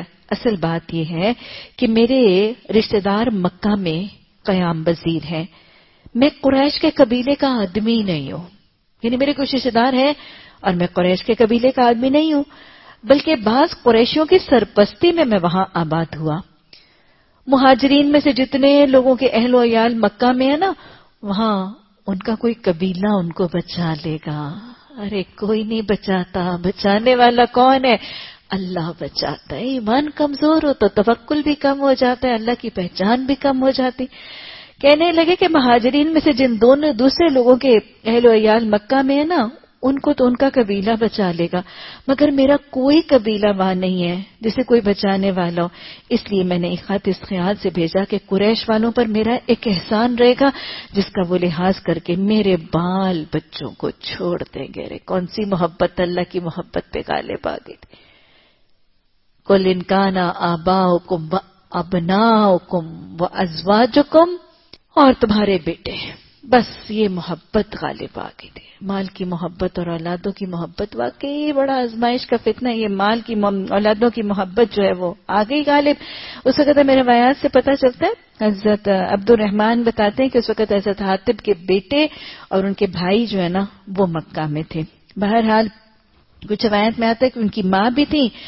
بہرحال جب یہ سچائی کے ساتھ یہ رودات ساری کی ساری حضرت حاتب بن ابی بلتہ نے اس چیز کا اعتراف بھی کر دیا، حقیقت حال بھی بتا دی، تو آپ صلی اللہ علیہ وسلم نے فرمایا قد صدقکم، تم نے یقیناً سچی بات کی ہے۔ اور سچائی سے اعتراف کر لینے والے اور اس پہ نادم اور پشیمان ہونے والے، اور ویسے بھی اللہ کے رسول صلی اللہ علیہ وسلم کا تو طریقہ درگزر کرنا، معاف کرنا، کوئی انتقام ہی نہ لینا۔ حضرت عمر رضی اللہ تعالیٰ عنہ فوراً آپ اٹھے اور حضرت عمر نے کہا کہ یا رسول اللہ صلی اللہ علیہ وسلم مجھے آپ حکم دیں تو میں ان کی گردن اڑا دوں، تو آپ صلی اللہ علیہ وسلم نے ان سے منع فرمایا اور آپ نے اس کو درگزر فرما دیا۔ اور پھر اس محاسبے کے حوالے سے اللہ سبحانہ تعالیٰ نے یہ آیات نازل کی. اب ترجمہ پڑھیں گے نا, اب آپ کو اللہ سبحانہ تعالیٰ کا تبصرہ سمجھ آئے گا. اے لوگوں جو ایمان لائے ہو, اگر تم میری راہ میں کرنے کے لیے اور میری رضا جوئی کی خاطر وطن چھوڑ کر گھروں سے نکلے ہو. یہ کیفیت تھی نا حضرت حاتب بن ابی بلتہ کی, اللہ کی رضا کی خاطر انہوں نے ہجرت بھی کی تھی, جہاد بھی کیا تھا, بدری صحابی تھے نا. تو جب حضرت عمر نے بھی کہا تھا نا کہ یا رسول اللہ صلی اللہ علیہ وسلم مجھے اگر آپ اجازت دیں تو میں ان کی گردن کاٹ دوں, تو آپ صلی اللہ علیہ وسلم نے فرمایا تھا کہ نہیں, تمہیں معلوم نہیں ہے کہ انہوں نے جنگ بدر میں حصہ لیا, اور تمہیں کیا خبر ہے کہ اللہ سبحانہ تعالیٰ نے اہل بدر کے بارے میں یہ کہہ دیا ہے انی غافر لکم, کہ میں بخشنے والا ہوں. تو اللہ نے تو بدری صحابہ کے لیے بخشش کا وعدہ جو ہے کیا, اللہ نے ان کی بخشش کا کیا, تو میں اور تم ان کے ساتھ سختی نہیں کر سکتے. تو اللہ سبحانہ تعالیٰ نے فرمایا کہ اگر تم میری رضا جوئی کی خاطر تم نے ہجرت کی ہے اور تم گھروں سے نکلے اور جہاد کیا, تو تم آگے سے بھی کیا کیا کرو, پھر جب میری محبت تمہارے دلوں میں سب سے زیادہ غالب ہے تو پھر کیا کیا کرو, میرے اور اپنے دشمنوں کو ولی نہ بنایا کرو. یہاں پر ولایت کس انداز میں کی گئی تھی, راز و نیاز شیئر کیے گئے تھے, بھید اور سیکرٹ شیئر کیے گئے تھے, بطانت کا معاملہ کیا گیا تھا. تو لہٰذا اللہ نے فرمایا کہ ان کو ولی نہ بنایا کرو. تم ان کے ساتھ دوستی کی طرح, اللہ سبحانہ تعالیٰ نے کیسے سختی کے ساتھ اب تبصرہ کیا ہے. ایسے آپ دیکھیں گے کہ جیسے اللہ سبحانہ تعالیٰ کے الفاظ دیکھیں, تم ان کے ساتھ دوستی کی طرح ڈالتے ہو جو حق تمہارے پاس آئے ہیں وہ اس کو ماننے سے انکار کر چکے, یعنی ان کے ساتھ دوستی کر رہے ہو, ان کو اپنے راز بتا رہے ہو, ان کو اپنا ولی بنا رہے ہو, جنہوں نے حق کو ماننے سے انکار کر دیا. اور ان کی یہ روش ہے کہ انہوں نے رسول اللہ صلی اللہ علیہ وسلم کو بھی اور تمہیں بھی صرف اس وجہ سے جلا وطن کر دیا کہ تم اپنے رب کو مان گئے ہو. تم چھپا کر ان کو دوستانہ پیغام بھیجتے ہو, حالانکہ جو کچھ تم چھپا کر کرتے ہو, جو کچھ تم اعلانیہ کرتے ہو, ہر چیز کو میں خوب جانتا ہوں. جو شخص بھی تم میں سے ایسا کرے گا وہ یقیناً راہ راست سے بھٹک جائے گا. اللہ سبحانہ تعالیٰ نے کیسی گرفت اور کیسا مواخذہ, اللہ کی نافرمانی کا کام, بد عہدی کا طریقہ, خیانت کا طریقہ, محبتوں کے پیمانے کو بدلنے کا طریقہ, ولایت کے پیمانے کو بدلنے کا طریقہ اختیار کیا گیا, تو اللہ مواخذہ ضرور کرے گا, اللہ حساب کتاب ضرور لے گا, اللہ پکڑ ضرور کرے گا. ایسے بدری صحابی تک کا مواخذہ کیا کیا کیا ہے, ان چیزوں کو سمجھنا بہت ضروری ہے. محبتوں کا پیمانہ بدلنا, ولایت کا طریقہ قرآن کے احکامات کے علاوہ اڈاپٹ کرنا, خیانت کرنا اور بدعہدی کرنا, یہ طریقہ کار اگر رویہ رہا تو اللہ سبحانہ تعالیٰ اپنے قریب سے قریب لوگوں سے بھی مواخذہ کرتے ہوئے نظر آ رہے ہیں. پھر اللہ سبحانہ تعالیٰ نے سمجھایا تم ان لوگوں کے ساتھ ولایت کرتے ہو, تم ان لوگوں کو اپنے راز بتاتے ہو جو ایمان نہیں لاتے حق پر, جو نبی صلی اللہ علیہ وسلم کو نکالتے ہیں, تمہیں بھی نکالتے ہیں. اچھا, ان کا اگلا رویہ, تم تو دوستی کی پنگیں چڑھاتے پھرتے ہو نا, ان کا رویہ دیکھو. ان کا رویہ تو یہ ہے کہ اگر وہ تم پر قابو پا جائیں گے نا تو تمہارے ساتھ دشمنی کریں گے اور ہاتھ اور زبان سے تمہیں تکلیف دیں گے. وہ تو چاہتے ہی ہیں کہ تم کسی طرح کافر ہو جاؤ. قیامت کے دن نہ تمہاری رشتہ داریاں کام آئیں گی, نہ تمہاری اولادیں کام آئیں گی. اس روز اللہ تمہارے درمیان جدائی ڈال دے گا, وہی تمہارے اعمال کا دیکھنے والا ہے. کتنا خوبصورت سا طریقہ. پیچھے بتایا گیا تھا کہ ان مالوں کو, ان رشتوں کو ترک کرنا, رہبانیت اختیار کرنا, یہ شریعت کا طریقہ نہیں ہے. اب ان کے درمیان رہ کر رب پسند زندگی گزارنے کا طریقہ سکھایا جا رہا ہے. وہی بیلنس جو میں نے پیچھے بھی بتایا تھا, نہ ترک دنیا ہے نہ غرق دنیا ہے. اولادوں اور مالوں اور ازواج کے محبت سے ڈر کر ان کو چھوڑ کے بھاگ جانا رہبانیت بھی دین کا طریقہ نہیں ہے. لیکن ان کے اندر رہ کے ان کی محبتوں کو اللہ اور اللہ کے رسول اور جہاد کی محبت پر غالب کر لینا بھی, یہ بھی دین کا طریقہ. یہی تو معتدل طریقہ ہے, یہی تو امتوں وسطن کا طریقہ ہے, ان کے درمیان رہنا اور اعتدال سے رہنا. اور پھر اللہ نے فرمایا یہ تمہارے رشتے ناتے, بھائی بہن, بچے, یہ تمہارے کام نہیں آئیں گے. کام کب آئیں گے؟ اگر ان کو رب پسند طریقے سے معاملات نہ کیے, ان کے حقوق اللہ کے بتائے ہوئے احکامات کے مطابق ادا نہ کیے, ان کی تربیت، ان کی تعلیم کر کے ان کو اپنے لیے صدقہ جاریہ نہ بنایا تو ساری اولادوں کے باوجود یہ اولادیں کیا ہیں؟ حدیث بتاتی ہے نا کہ امت کا بانج کون ہے؟ امت کا بانج وہ نہیں جس کی اولاد نہیں، امت کا بانج وہ جس کی اولاد ہے اور اس نے اس کو اپنے لیے صدقہ جاریہ نہیں بنایا۔ امت کا فقیر وہ نہیں جس کے پاس مال نہیں، امت کا فقیر وہ جس کے پاس مال تھا لیکن اس نے اللہ کی راہ میں خرچ کر کے اپنے لیے صدقہ جاریہ نہیں بنایا۔ اور دنیا کے رشتوں کی حقیقت کیا ہے؟ اللہ سبحانہ تعالیٰ قرآن میں سورہ معارج میں بھی بتاتے ہیں، سورہ عبسہ میں بھی بتاتے ہیں۔ اللہ سبحانہ تعالیٰ سورہ عبسہ میں بتاتے ہیں کہ قیامت کے دن انسان کیا چاہے گا کہ اپنی اولاد کو، اپنی بیوی کو، اپنے بھائی کو، اپنی حمایت کرنے والے سارے خاندان کے لوگوں کو فدیے میں دے کر جہنم کے عذاب سے چھوٹ جائے۔ یہ رشتے جو اتنے محبوب ہیں، یہاں پر اتنے دل دادا ہیں کہ ان کو راضی کرنے کا شوق اللہ کو راضی کرنے کے شوق سے زیادہ ہو جاتا ہے، ان کی ناراضگی سے بچنے کا شوق اللہ کی ناراضگی کے بچنے کی فکر سے زیادہ ہو جاتا ہے۔ ان رشتوں کے سوال جواب، ان کے سامنے کٹہرے میں کھڑے ہونے کی فکر اللہ کے سامنے کھڑے ہونے کی فکر سے زیادہ ہو جاتی ہے۔ یہ رشتے ناتے قیامت میں ان محبوب رشتوں کا حال صرف یہی ہوگا کہ ماں باپ بہن بھائی سارے معاون سارے سپورٹروں کے شیطان وہ جہنم کا مجرم کہے گا یہ سارے لے لو مجھ سے اور مجھے جہنم سے بچا لو۔ اور سورہ عبسہ میں اللہ سبحانہ تعالیٰ فرماتے ہیں اس روز انسان اپنے بھائی کو، اپنی ماں کو، اپنے بیٹے کو، اپنی بیوی کو، اپنی اولاد سے بھاگے گا، وہ جن کو آج چمٹ چمٹ کے رب کی نافرمانی کے کام کیے جاتے ہیں، جن کو راضی کرنے کے لیے اللہ کی نافرمانی کی جاتی ہے، جن کو راضی کرنے میں اللہ کی فرما برداری بھول ہی جاتی ہے، ان سے پھر دور بھاگے گا۔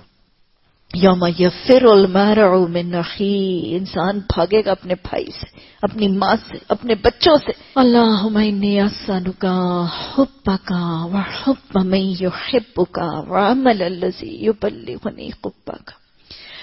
وہی تمہارے اعمال کا دیکھنے والا ہے۔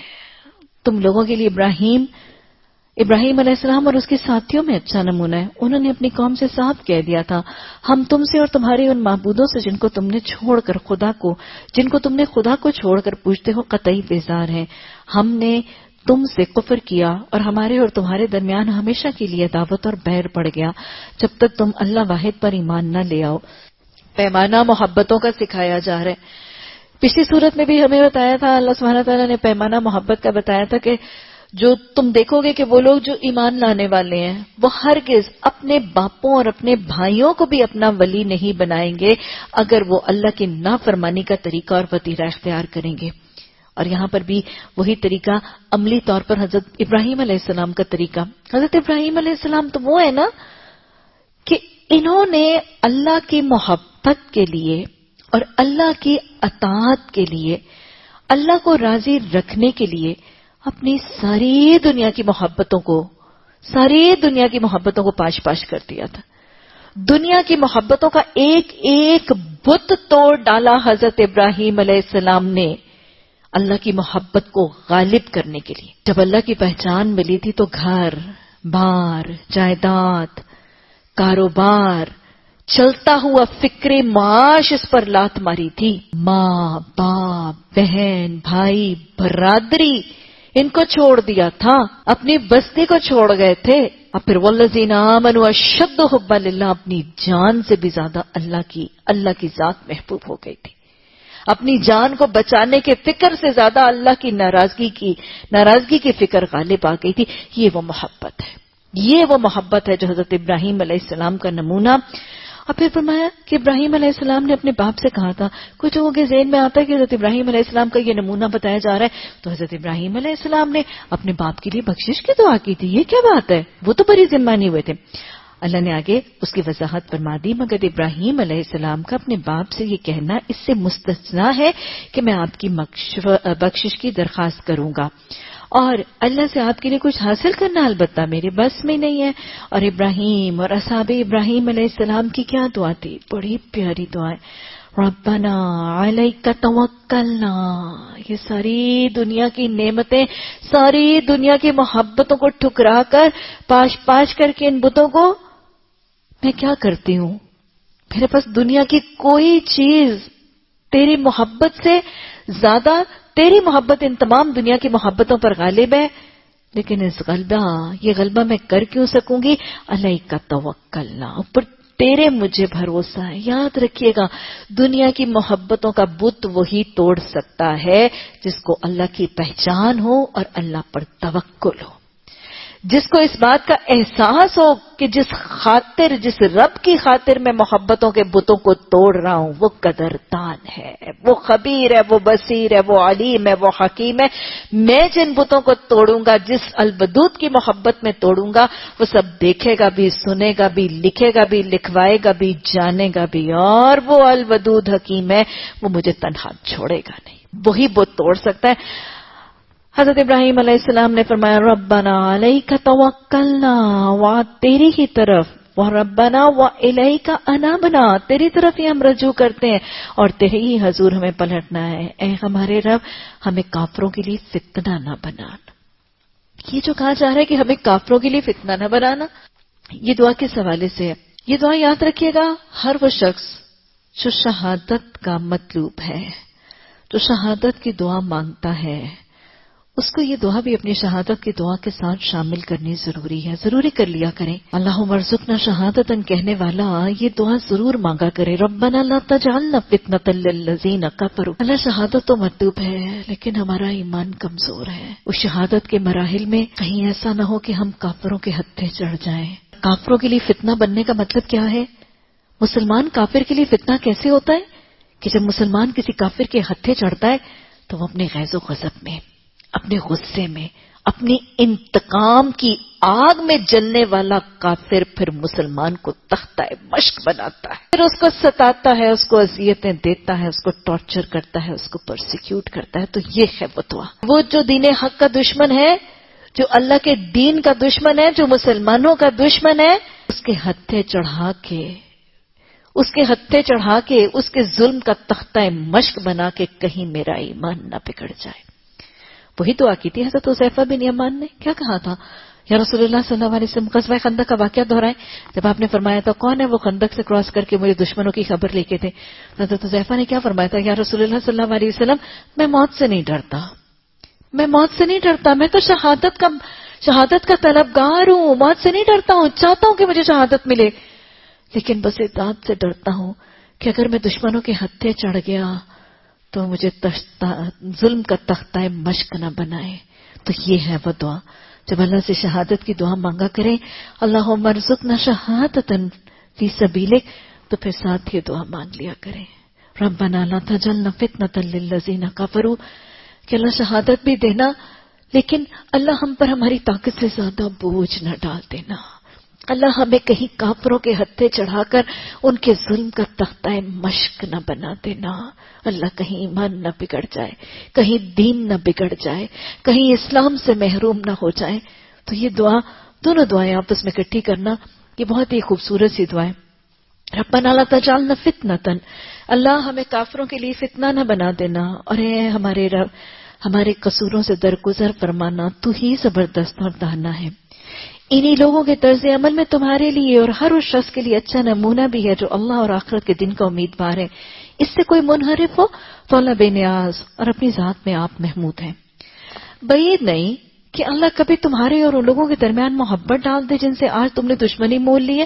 اللہ بڑی قدرت رکھتا ہے، وہ غفور و رحیم ہے۔ اور کیا خیال ہے، فتح مکہ کے بعد واقعی ایسا نہیں ہو گیا تھا؟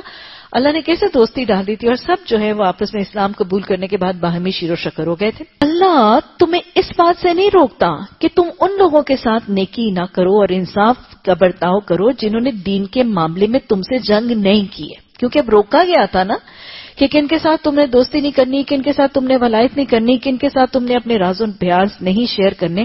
تو اب آگے اس اللہ بتا رہے کہ میں ان لوگوں سے نہیں روک رہا ہوں جو تمہارے دین میں معاملے میں تم سے جنگ نہیں کرتے، تمہیں تمہارے گھروں سے نہیں نکالتے۔ اللہ انصاف کرنے والوں کو پسند کرتا ہے۔ وہ تمہیں جس بات سے روکتا ہے وہ تو یہ ہے کہ تم ان لوگوں سے دوستی کرو، ان لوگوں سے ولایت کرو جنہوں نے تم سے دین کے معاملے میں جنگ کی ہے، تمہیں گھروں سے نکالا ہے، تمہارے اخراج میں ایک دوسرے کی مدد کی ہے۔ ان سے جو کوئی ولایت کرے گا وہی ظالم ہے۔ اے لوگوں جو ایمان لائے ہو، جب مومن عورتیں ہجرت کر کے تمہارے پاس آئیں تو ان کے مومن ہونے کی جانچ پڑتال کر لیا کرو. اصل میں نے آپ کو بھی بتایا کہ یہ سورت جو ہے یہ صلح حدیبیہ اور فتح مکہ کے درمیان جو پیریڈ ہے اس میں یہ سورت نازل ہوئی. صلح حدیبیہ، ٹریٹی آف حدیبیہ کے سائن ہونے کے بعد پیچھے تو ہم دیکھ چکے ہیں نا، سورہ الفتح میں ہم نے بڑی وضاحت سے بات کی تھی کہ جب آپ صلی اللہ علیہ وسلم نے یہ معاہدہ لکھ لیا تو حضرت ابو جندل آئے تھے، پھر حضرت ابو بصیر آئے تھے، اور آپ نے کیا کیا تھا؟ آپ نے ان دونوں صحابہ کرام کو معاہدے کی روح سے مشرکین مکہ کے ہاتھ واپس کر دیا تھا.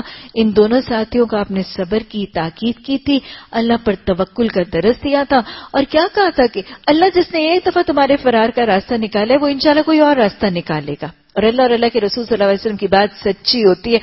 واقعی اللہ پر توکل کرنے والے ان صحابہ کرام کے لیے اللہ نے پھر ایک اور راستہ بھی نکالا تھا جس کا تذکرہ ہم نے اس دن کیا تھا. یہ معاملات تو جب مسلمان مرد رسول اللہ صلی اللہ علیہ وسلم کے پاس جب آتے تھے تو آپ صلی اللہ علیہ وسلم وعدے کی روح سے ان کو واپس لوٹا دیتے تھے. لیکن وہاں سے کچھ عورتیں بھی اسلام قبول کرنے والیاں، کچھ مسلمان عورتیں جو مکہ میں تھیں، جب وہ دائرہ اسلام میں داخل ہوتی تھی تو وہ اپنا گھر بار چھوڑ کے وہ مسلمانوں کے پاس مدینہ آ جاتی. ان کے ساتھ معاملہ کیا کیا جاتا؟ اللہ سبحانہ تعالیٰ نے ان عورتوں کو جو دارالکفر سے، مکہ سے اسلام قبول کرنے کے بعد مدینہ آ جاتی ہیں، ان کے بارے میں اللہ سبحانہ تعالیٰ نے فرمایا کہ جب وہ مومن عورتیں ہجرت کرنے والیاں تمہارے پاس آئیں تو کیا کرو؟ صلح حدیبیہ کے بعد اللہ کیا فرما رہے ہیں؟ ان کو واپس کر دو. وہ تو معاہدہ ہو چکا تھا. اور نبی صلی اللہ علیہ وسلم کو صرف اللہ نے کہا فامتحنوہن، ان کا امتحان لے لو. اللہ نے بھی ان کو پلٹانے کا حکم نہیں دیا. اور ہمیں روایات میں پتہ چلتا ہے کہ اللہ کے رسول صلی اللہ علیہ وسلم بھی ان عورتوں کو واپس نہیں پلٹاتے تھے. یہ کیا معاملہ ہوا؟ اللہ کے رسول صلی اللہ علیہ وسلم صادق الامین، وعدہ خلافی کا تو کوئی تصور ہی نہیں ہے. افائے عہد تو آپ کی کامل سنت ہے. یہ کیا معاملہ؟ اصل میں معاملہ یہ ہوا کہ جب وہ عورتیں آتی تھیں تو پہلی ایک خاتون کا ہمیں تذکرہ ملتا ہے کہ جب وہ اللہ کے رسول صلی اللہ علیہ وسلم کی خدمت میں حاضر ہوئی اور ادھر سے ان کے کچھ رشتہ دار، یہ واقعہ بھی آتا ہے حضرت سہیل بن عمرو، وہ واقعہ لکھواتے کہ جب انہوں نے لکھ دیا تھا نا کہ وہ تمہارے پاس کوئی مرد آئے تو پھر تم کیا کرنا، تو وہ کہتے ہیں کہ وہ خاتون کے پاس جب عورتیں، نبی صلی اللہ علیہ وسلم کی خدمت میں جب وہ عورتیں آئیں، یعنی پہلی خاتون جب آئی تو ان کے بھائی یا ان کے کچھ رشتے دار بھی ان عورتوں کے پیچھے پیچھے ساتھ ہی آ گئے اور رسول اللہ صلی اللہ علیہ وسلم سے اس بات کا مطالبہ کیا کہ میثاق صلح حدیبیہ کے جو معاہدہ ہے اس کی روح سے آپ اس بات پر پابند ہیں اور یہ عورتیں ہمیں پلٹا دیں. آپ صلی اللہ علیہ وسلم نے ان کو پلٹانے سے انکار محض اس لیے کیا کہ صلح حدیبیہ کے الفاظ کیا تھے؟ رجل، کوئی مرد اگر آ جائے. صلح حدیبیہ میں اصل میں کفار مکہ بھی رجلن کے لفظ لکھنا انہوں نے لکھ دیا اور وہ بھول ہی گئے، اور شاید وہ ایکسپیکٹ ہی نہیں کر سکتے تھے کہ کوئی عورت بھی چھوڑ چھاڑ کے نکل جائے گی. بہرکیف صلح حدیبیہ میں الفاظ چونکہ رجل مرد کے موجود تھے تو لہٰذا آپ صلی اللہ علیہ وسلم نے اور صحابہ کرام نے اس معاہدے کے اس لفظ سے فائدہ اٹھا کے یہ فرما دیا کہ معاہدے میں کیا لکھا گیا ہے کہ اگر کوئی مرد مکہ سے بھاگ کے مدینہ مسلمانوں کے پاس آئے گا تو مسلمان پابند ہیں کہ اس کو لوٹا دے، لیکن یہاں پہ چونکہ عورتوں کا تذکرہ نہیں کیا گیا تو لہٰذا ہم پابند نہیں ہیں اور یہ عورتیں ہمارے پاس ہی رہیں گی. تو یہ کوئی بدعہدی نعوذ باللہ نہیں تھی، یہ صرف اس حکمت عملی کے تحت جو وہ لفظ مینشن تھا اس معاہدے میں، اس کو بڑی عقل مندی کے ساتھ اور معاملہ دانائی کے ساتھ وہ استعمال کر کے عورتوں کو بہرحال وہ جو مسلمان آئی تھی ان کو مدینہ ہی میں رکھ لیا گیا. اللہ سبحانہ تعالیٰ نے آگے بتایا کہ جب یہ عورتیں آئیں تو ان کو پلٹانا نہیں ہے، کیا کرنا، ان کو ان کا امتحان لے لینا. کس چیز کے حوالے سے؟ کہ یہ ایمان لے کر آئی ہیں. یہ خاص طور پہ یہاں کیوں کہا گیا؟ کیونکہ آپ نے دیکھا کہ ایک فاحشہ عورت جو مکہ سے مدینہ آئی تھی اور اس کی وجہ سے اور اس کے اس ٹرپ کی وجہ سے کتنا فتنہ ہونے کا امکان ہوا، اور ویسے بھی آگے امکان تھا کہ پتہ نہیں مشرکین کی عورتیں مدینہ کی بستی میں آئیں گی اور فتنہ کریں گی، فساد کریں گی، اور یہ بھی امکان تھا کہ مشرکین مکہ ان عورتوں کے ذریعے کوئی فتنہ فساد کروانے کا امکان کرے. تو لہٰذا اللہ کے رسول صلی اللہ علیہ وسلم کو آیت میں کہہ دیا گیا کہ اگر عورتیں آئندہ سے بھاگ کے آئیں گی تو معاہدے کی روح سے یو ناٹ پابند، آپ اس بات پر پابند نہیں ہے کہ ان کو واپس کریں، لیکن ان کے ایمان کی پرکھ کا معاملہ کر لیا کریں. ایمان کے پرکھنے کے ساتھ ہی اللہ سبحانہ تعالیٰ نے فرما دیا تم تو ویسے صرف پرکھ ہی سکتے ہو، بے شک اللہ سبحانہ تعالیٰ ان کے ایمان کی حقیقت کو بہتر سمجھتا ہے. یعنی ایک تو یہ کہہ دیا گیا کہ جو عورتیں آتی ہیں ان کا ایمان پرکھ لیا کرو تاکہ دیکھ لو کہ یہ مسلمان ہیں کہ نہیں. اور ویسے تم کتنا کو پرکھ سکتے ہو، اصل جاننے والا تو اللہ ہے. رسول اللہ صلی اللہ علیہ وسلم کو ایک ظاہری سا پرکھنا اور ظاہری سا امتحان لینے کا طریقہ سکھایا گیا. ان کو کلمہ پڑھا لیا جائے، ان سے دین کے عقیدے کے بارے میں کچھ پوچھ لیا جائے، ان سے کوئی وعدہ لے لیا جائے، ان سے کوئی بیعت لے لی جائے، یہ ایک ظاہری کیفیت ہے. ورنہ انسان کوئی دوسرے کے دل پر نقب تو نہیں لگا سکتا، ٹو تو نہیں لگا سکتا. اور ویسے بھی یہاں پہ یہ پتہ چل رہا ہے کہ اللہ سبحانہ تعالیٰ کہتے ہیں کہ تمہیں کسی کے ایمان اور کسی کے دل کی کیفیت میں ٹو اور کریت لگانے کی ضرورت بھی نہیں ہے. ایون وہ عورتیں جو مکہ سے مدینہ بھاگ کے آ رہی ہیں، ان کے بارے میں رسول اللہ صلی اللہ علیہ وسلم تک کو کہا گیا ہے کہ تم کوئی لمبا سا کوئی امتحانی بورڈ، کوئی چارٹر، کوئی قرید اور ٹو اور تجسس لگانے کے لیے نہ بیٹھ جانا، بس موٹا موٹا سا پرکھنا، باقی معاملہ اللہ کے حضور چھوڑ دینا. آج ذرا سا کوئی دیندار ہو جاتا ہے تو پتہ نہیں کیسے کیسے لوگوں کے دین کے اوپر فتوے لگانے لگتے ہیں اور لوگوں کے دین کو خارج کر کے کسی کو منافق، کسی کو کافر یا کسی کو فاسق کہنے لگتے ہیں. دین اس چیز کی اجازت نہیں دیتا کہ ایک شخص جو کلمہ گو ہونے کا دعویٰ کرتا ہے، اقرار کرتا ہے، اعلان کرتا ہے، بے وجہ سے اس کے دین میں قرید لگائی جائے، ٹو لگایا جائے، تجسس کیا جائے، یا اس کو لا دین یا بغیر دین کے ہونے کے فتوے صادر کیے جائیں. اللہ نے کہا عمومی سا اس کو پرکھ لو، کلمہ سن لو، کلمہ پڑھا لو، بیعت لے لو، موٹی موٹی باتیں سن لو، لیکن اس سے زیادہ تم نہیں جانتے. تو یہ ایک بڑا عمومی سا اصول اللہ سبحانہ تعالیٰ نے ہمیں سکھا دیا. اس کے بعد اللہ نے فرمایا کہ جب تمہیں معلوم ہو گیا کہ وہ مومن، یعنی وہ کہہ رہی ہے کہ ہم نے کلمہ پڑھ لیا ہے، وہ کہہ رہی ہے کہ ہم مسلمان ہو گئے، جب تمہیں پتہ چل جائے کہ وہ مسلمان ہو گئے تو انہیں کفار کی طرف واپس نہ کرو. نہ وہ کفار ان کے لیے حلال ہے اور نہ کافر ان کے لیے حلال ہے. ان کے کافر شوہروں نے جو مہر ان کو دیے تھے وہ بھی انہیں پھیر دو. یعنی وہ عورتیں جو دارالکفر سے ہجرت کر کے دارالسلام میں آ گئی ہیں تو ان کا نکاح ان کے شوہر ٹوٹ جائے گا، منسوخ ہو جائے گا. تو لہٰذا پھر وہ کیا کریں گی کہ وہ اپنے شوہروں کو اپنا حق مہر واپس. کتنا عدل ہے، کتنا انصاف ہے. کافروں کو بھی مسلمان ہونے والی عورتوں کا حق مہر کافر شوہروں کو بھی واپس کیا جا رہا ہے. اور اگر یہ ادھر آ گئی ہیں، مسلمان ہو گئی ہیں، کافر سے ان کا نکاح ٹوٹ گیا، کافر کو انہوں نے اپنا حق مہر واپس کر دیا، تو ان سے نکاح کر لینے میں تم پر کوئی گناہ نہیں جبکہ تم ان کو مہر ادا کر دو. حق مہر کے بارے میں کتنا کلیئر کٹ اور بہت ہی اچھا سا پرسپیکٹ ہے. اور تم خود بھی کافر عورتوں کو اپنے نکاح میں نہ روکے رکھو. یعنی اگر مسلمان عورت وہاں سے ہجرت کر کے آئی ہے، اس کا نکاح ٹوٹ گیا، وہ اس کو حق مہر واپس کر دے، اور یہ یہاں پہ آ گئی ہے، اس کے ساتھ کوئی دوسرا مسلمان ہو، اس کو حق مہر دے کے اس کے ساتھ نکاح کر سکتا ہے. پھر کہا گیا مسلمانوں تم جو دارالسلام میں رہتے ہو، اگر تمہارے نکاح میں کوئی مسلمان عورت ہے، اگر کوئی عورت ہے اور وہ کافر ہو گئی ہے تو تم بھی ان کو اپنے نکاح میں نہ رکھو. جو مہر تم نے اپنی کافر بیویوں کو دیے تھے وہ تم بھی ان سے واپس مانگ لو. جو مہر کافروں نے اپنی مسلمان بیویوں کو دیے تھے وہ ان سے واپس مانگ لیں. یہ اللہ کا حکم ہے. وہ تمہارے درمیان فیصلہ کرتا ہے اور وہ علیم اور حکیم ہے. اور اگر تمہاری کافر بیویوں کے مہروں میں سے کچھ تمہیں کفار سے واپس نہ ملے اور پھر تمہاری نوبت آئے تو جن لوگوں کی بیویاں ادھر رہ گئی ہیں ان کو وہ رقم ادا کر دو جو ان کے دیے ہوئے مہروں کے برابر ہیں، اور اس میں خدا سے ڈرتے رہو جس پر تم ایمان لائے ہو.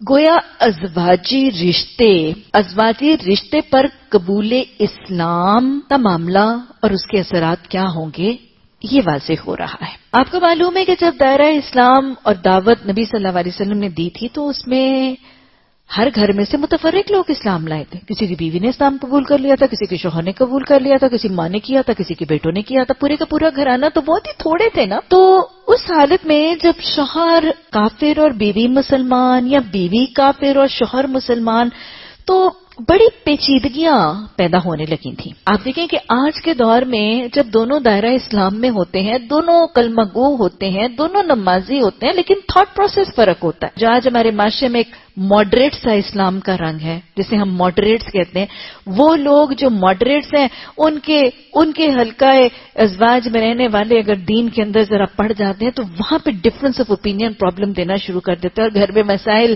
کراپ اپ کرتے ہیں. تو وہ لوگ اس زمانے میں جو ایک شوہر مسلمان اور ایک بیوی کافر، وہاں تو بہت بڑی پیچیدگیاں آنے لگی تھیں. اس کو سیٹل کرنے کے لیے پھر یہاں پر اور حدیث کے ذریعے مختلف مسائل جو ہیں وہ وضاحت سے سمجھا دیے گئے.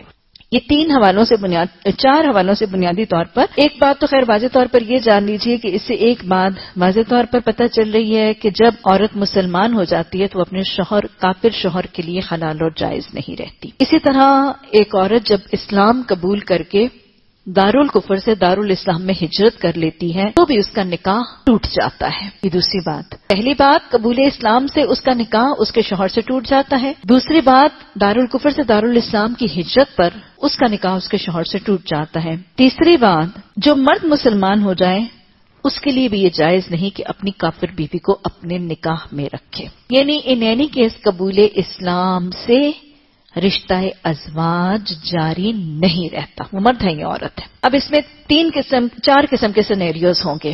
مختصراً میرا خیال اس کو سن لیجئے شاید آپ کو سمجھ آ جائے.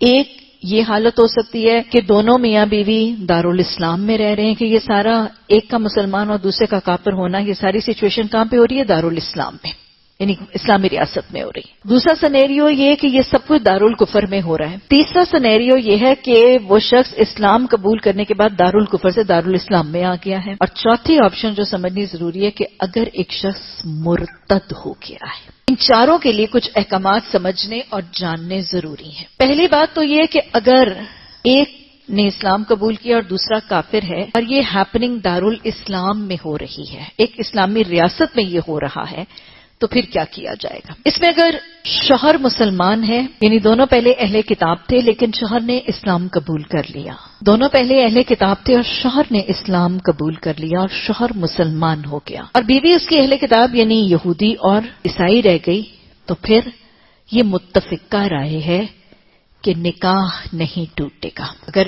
مرد اہل کتاب سے اسلام میں داخل ہو گیا اور بیوی اس کی کتابیہ ہی رہ گئی تو یہ ائمہ اکرام کی متفق رائے ہے کہ شوہر کے اسلام قبول ہونے کے بعد اس کی کتابیہ بیوی کا نکاح نہیں ٹوٹے گا، کیونکہ اسلام مرد کو کتابیہ عورت سے نکاح کی اجازت دیتا ہے. دارالاسلام میں رہنے والا ایک کافر اگر مسلمان ہو جائے اور اس کی بیوی کافر رہ جائے تو پھر کیا کیا جائے گا؟ اس عورت کو دین پیش کیا جائے گا. اگر وہ دین قبول کر لے تو نکاح قائم رہے گا، اگر وہ دین قبول کر لے تو نکاح قائم رہے گا اور تجدید نکاح کی ضرورت نہیں ہوگی. لیکن اگر وہ دین قبول نہ کرے، شوہر اس کا مسلمان ہو چکا ہے لیکن یہ کافر ہے اور وہ دین کے پیش کرنے پر وہ اسلام قبول بھی نہیں کرتی، تو ان دونوں کے درمیان تفریق اور جدائی ہو جائے گی، رشتہ ٹوٹ جائے گا. اگر ان دونوں کے درمیان خلوت ہو چکی ہے، یعنی جسمانی تعلق تنہائی خلوت ہو چکی ہے، تو عورت مہر کی مستحق ہوگی، اور اگر خلوت نہیں ہوئی تو پھر اس کو حق مہر پانے کا حق نہیں ہوگا. امام شافعی اور امام احمد بن حنبل کے نزدیک یہ ہے کہ ایسی عورت جو اسلام یعنی کسی مرد کے نکاح میں تھی، مرد نے اسلام قبول کر لیا، اس نے دین پیش کیے جانے کے باوجود اس نے دین قبول نہیں کیا، تو امام احمد بن حنبل اور امام شافعی کی رائے یہ ہے کہ اگر ان دونوں کے درمیان خلوت نہیں ہوئی تھی تو فوری طور پر جدائی ہو جائے گی. لیکن اگر خلوت ہو چکی تھی تو اس کی عدت 3 مہینے کی عدت جاری رہے گی. اس دوران اگر وہ اسلام قبول کر لے گی تو نکاح نہیں ٹوٹے گا. حضرت علی رضی اللہ تعالیٰ عنہ کے دور میں واقعہ پیش آیا تھا کہ عراق میں ایک مجوسی ذمہ دار تھا، وہ مجوسی تھا اور اس نے اسلام قبول کر لیا تھا اور اس کی بیوی مجوسی کافر ہی رہ گئی تھی. تو حضرت علی رضی اللہ تعالیٰ عنہ کے حکم سے اس مجوسی بیوی کو دین پیش کیا گیا، اس نے قبول نہیں کیا، اور حضرت علی رضی اللہ تعالیٰ عنہ کے حکم سے ان کا نکاح منسوخ کر کے ان کے درمیان تفریق کروا دی گئی. یہ تو تھا کہ اگر مرد اسلام قبول کر لے، اسلامی ریاست میں رہتے ہوئے اگر مرد اسلام قبول کر لے تو کیا کیا سچویشنز ہوں گی. تفریق فوراً ہوگی، تفریق بعد میں ہوگی، حق مہر دیا جائے گا، نہیں دیا جائے گا، یہ معاملات. اگر دارالسلام میں ایک اسلامی ریاست میں رہتے ہوئے ایک عورت اسلام قبول کر لے اور اس کا شوہر اسلام قبول نہ کرے تو پھر شوہر اگر کافر ہو یا اہل کتاب ہو، شوہر اگر کافر ہو یا اہل کتاب ہو، دونوں حالتوں میں نکاح منسوخ ہو جائے گا. مرد کی حالت میں اگر عورت کتابیہ تھی تو نکاح منسوخ نہیں ہوا تھا، کیونکہ مسلمان مرد کو کتابی عورت کے ساتھ نکاح کی اجازت ہے. اسلامی ریاست میں اگر ایک عورت مسلمان ہو جاتی ہے، اس کا شوہر چاہے کافر ہے چاہے اہل کتاب ہے، نکاح بہرحال منسوخ ہوگا. امام ابو حنیفہ کی رائے یہ ہے کہ ایسی حالت میں چاہے ان دونوں کی خلوت ہوئی ہے یا نہیں ہوئی، امام ابو حنیفہ کی رائے ہے کہ خلوت تعلق قائم ہوا ہے یا نہیں ہوا، بیوی کے قبول اسلام کے بعد حنفی مسلک میں یہ بیوی اس شوہر کے نکاح سے آزاد ہو جائے گی اور وہ 1 مہینہ اپنے حیض کا انتظار کرنے، یعنی حمل کے ظاہر ہونے کے لیے 1 مہینے کے حیض کے بعد بغیر عدت کے کسی دوسرے کے ساتھ نکاح کرنے کے لیے آزاد ہوگی۔ حنفی مسلک میں یہ ہے کہ اس شوہر کو اسلام پیش کیا جائے گا، اس شوہر کو اسلام پیش کیا جائے گا، اگر وہ اسلام قبول کر لے تو نکاح کا رشتہ قائم رہے گا، لیکن اگر وہ اسلام قبول نہیں کرتا تو نکاح کا رشتہ ٹوٹ جائے گا اور ان دونوں کے درمیان تفریق ہو جائے گی۔ ہاں البتہ جب تک شوہر کو اسلام پیش کیا گیا اور اس نے قبول کرنے سے انکار نہیں کیا، جتنی دیر تک اس کو پیش کیا گیا اور اس نے انکار نہیں کیا، اتنی دیر وہ اس کے رشتہ نکاح میں رہے گی۔ نکاح کا رشتہ تبھی کٹے گا جب وہ اسلام قبول کرنے سے انکار کر لے گا، اور حنفی مسلک میں جب وہ اسلام کو قبول کرنے سے انکار کرے گا تو ان کی طلاق بائن ہوگی۔ اگر پہلے خلوت نہیں ہوئی تو عورت آدھا نصف پائے گی، آدھا مہر پائے گی، اور اگر خلوت ہو چکی ہے تو وہ پورا مہر پائے گی۔ امام شافعی کی رائے یہ ہے کہ خلوت نہ ہونے کی صورت میں تو نکاح فوراً ٹوٹ جائے گا، تعلق نہ ہونے والی کا تو نکاح فوراً ٹوٹ جائے گا، لیکن اگر اس سے تعلق ہو چکا تھا تو وہ عدت کی میعاد تک اس کے نکاح میں رہے گی۔ اگر عدت کے دوران شوہر اسلام قبول کر لے گا تو پھر نکاح نہیں ٹوٹے گا۔ یہ امام شافعی کی رائے۔ حضرت عمر رضی اللہ تعالیٰ عنہ کے دور میں واقعہ بھی آتا ہے، بنی تغلب کے ایک عیسائی کی بیوی، انہوں نے اسلام قبول کیا تھا اور حضرت عمر رضی اللہ تعالیٰ عنہ کے حکم سے بنی تغلب کے اس عیسائی کو اسلام پیش کیا گیا تھا اور اس نے اسلام قبول کرنے سے انکار کیا تھا، تو حضرت عمر رضی اللہ تعالیٰ عنہ نے آپس میں تفریق کا حکم صادر فرما دیا تھا۔ اب دوسرے، یہ بات تو سب تب ہو رہی تھی جب دارالاسلام میں معاملہ ہو رہا ہے، جب یہ معاملہ دارالاسلام میں ہو رہا ہے تب تو مسلمانوں کے ہاتھ میں ہے نا کیا کرنا ہے، کیا اسلام پیش کرنا ہے۔ لیکن اگر یہ معاملہ دارالکفر میں ہو رہا ہے، اگر یہ سارے کا سارا معاملہ دارالکفر میں ہو رہا ہے کہ دونوں فریقین میں سے کسی ایک نے اسلام قبول کر لیا اور دوسرا نہیں کرتا، پھر معاملہ کیا ہوگا؟ اگر مرد کافر رہے یا مرد مسلمان ہو جائے اور اس کی بیوی اگر کتابیہ رہے تو کتابیہ کا معاملہ تو ویسے ہی چلے گا جیسے میں پہلے بتا چکی ہوں نا۔ حنفیہ کے نزدیک معاملہ یہ ہے کہ اگر ان دونوں کے درمیان خلوت ہوئی ہے یا نہیں ہوئی، اگر دارالکفر میں ہے، دونوں میں سے ایک اسلام قبول کر لیتا ہے، تو امام ابو حنیفہ کے نزدیک اٹ از ناٹ امپورٹنٹ کہ خلوت ہوئی ہے یا نہیں ہوئی۔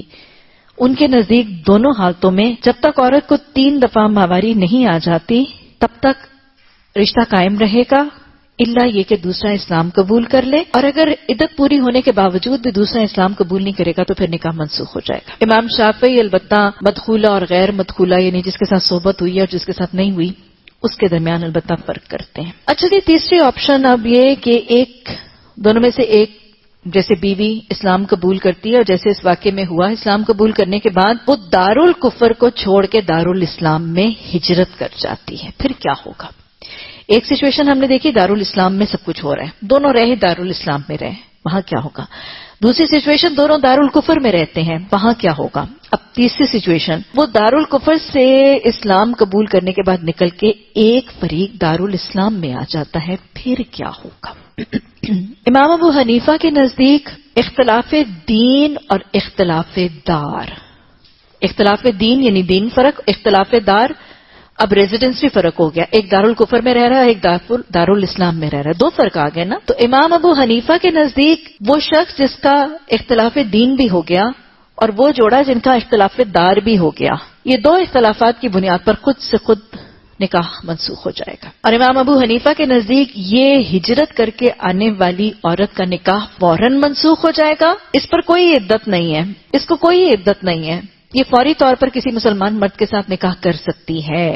یہ امام ابو حنیفہ کی رائے ہے۔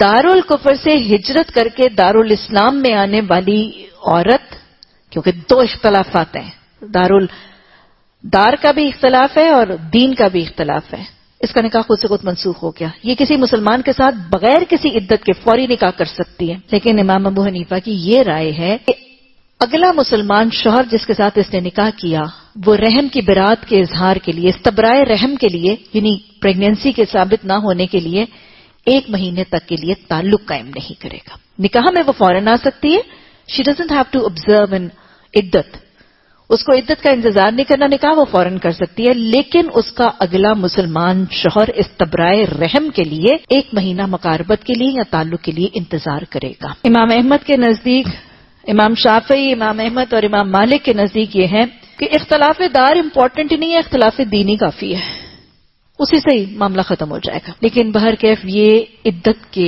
حق میں بات کرتے ہیں، اور وہ کہتے ہیں کہ بہرکیف اس خاتون کے لیے عدت لازم ہوگی۔ اس آیت کی روح سے ہمیں پتہ چلتا ہے کہ حضرت عمر نے، حضرت طلحہ نے اور کچھ اور صحابہ اکرام نے بھی اپنی کافر بیویوں کو طلاق دے دی تھی، حالانکہ طلاق دینی ضروری نہیں ہے، خود سے خود طلاق خود ہی رونما ہو جاتی ہے۔ نبی صلی اللہ علیہ وسلم کی حیات طیبہ میں 3 واقعات جو آتے ہیں کہ ازواج میں سے کسی ایک نے اسلام قبول کیا تو معاملہ کیا ہوا۔ حضرت ابو سفیان، ابھی میں نے آپ کو فتح مکہ کا موقعہ بتایا کہ کیسے حضرت ابو سفیان نے جب اسلام کا رعب ان کے دل میں آیا تھا تو بغیر کسی جنگ کے، بغیر کسی قتال کے انہوں نے ہتھیار پھینک دیے تھے، اور اگلے دن صبح اٹھ کے نبی صلی اللہ علیہ وسلم کے دستے مبارک پر انہوں نے اسلام قبول کیا۔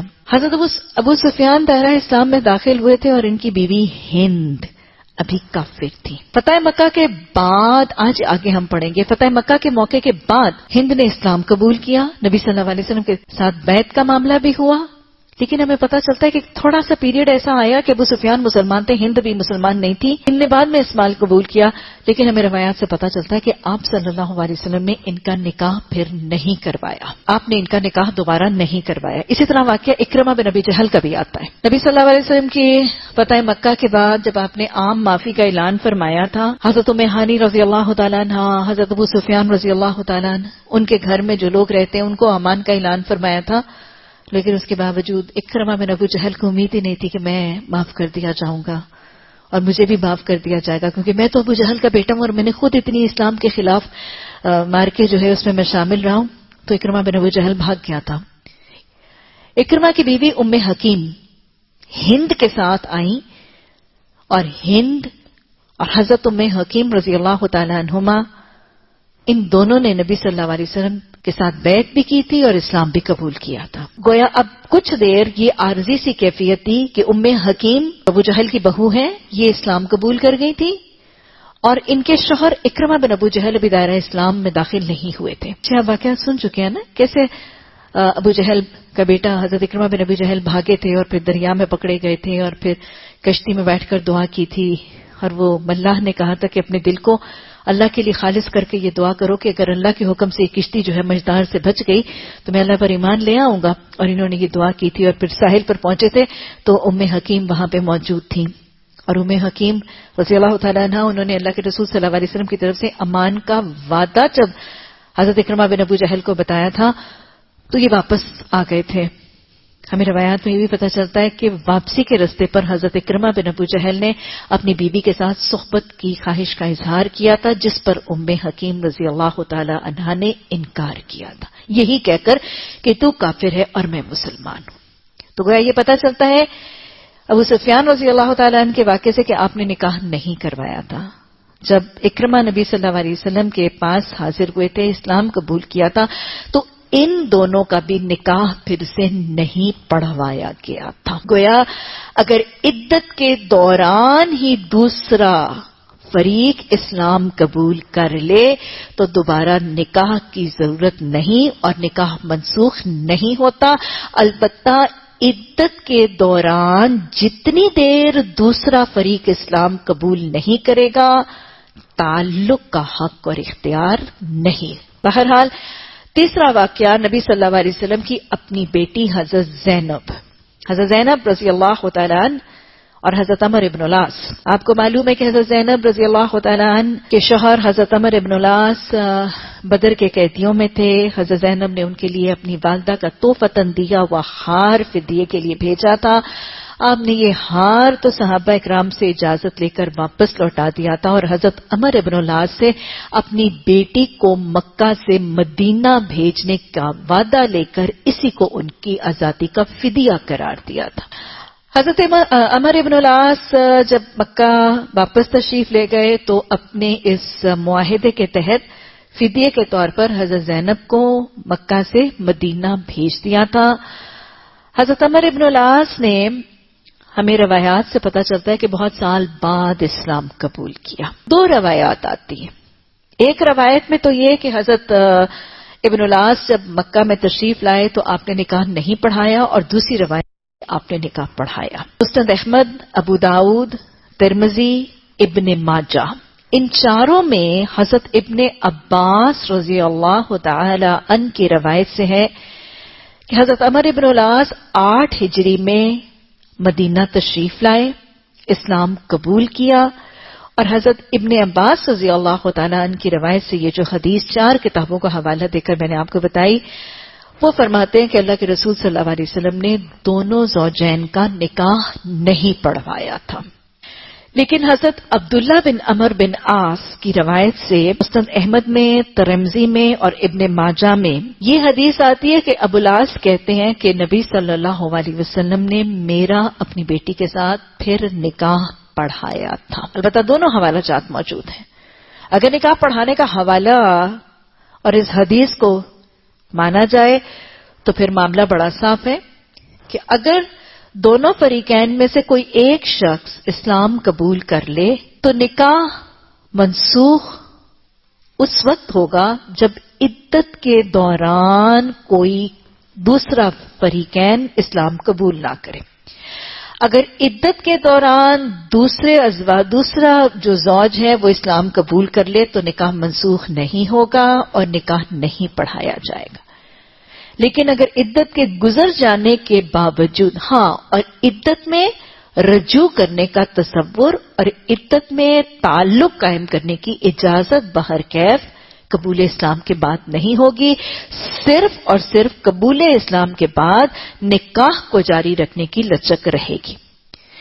لیکن اگر دونوں زوجین میں سے کوئی اسلام قبول کرتا ہے اور عدت گزر جانے کے باوجود دوسرا زوج اسلام قبول نہیں کرتا تو بعد کے قبول اسلام کے بعد نکاح دوبارہ کرنے کا تصور حدیث میں ثابت ہے۔ اسی طرح چوتھا مسئلہ کہ اگر کوئی مرتد ہو جائے، شافعی اور حنبلی تصور کہ اگر دونوں مرتد ہو جائیں تو عدت کے بعد نکاح کا رشتہ ٹوٹ جائے گا۔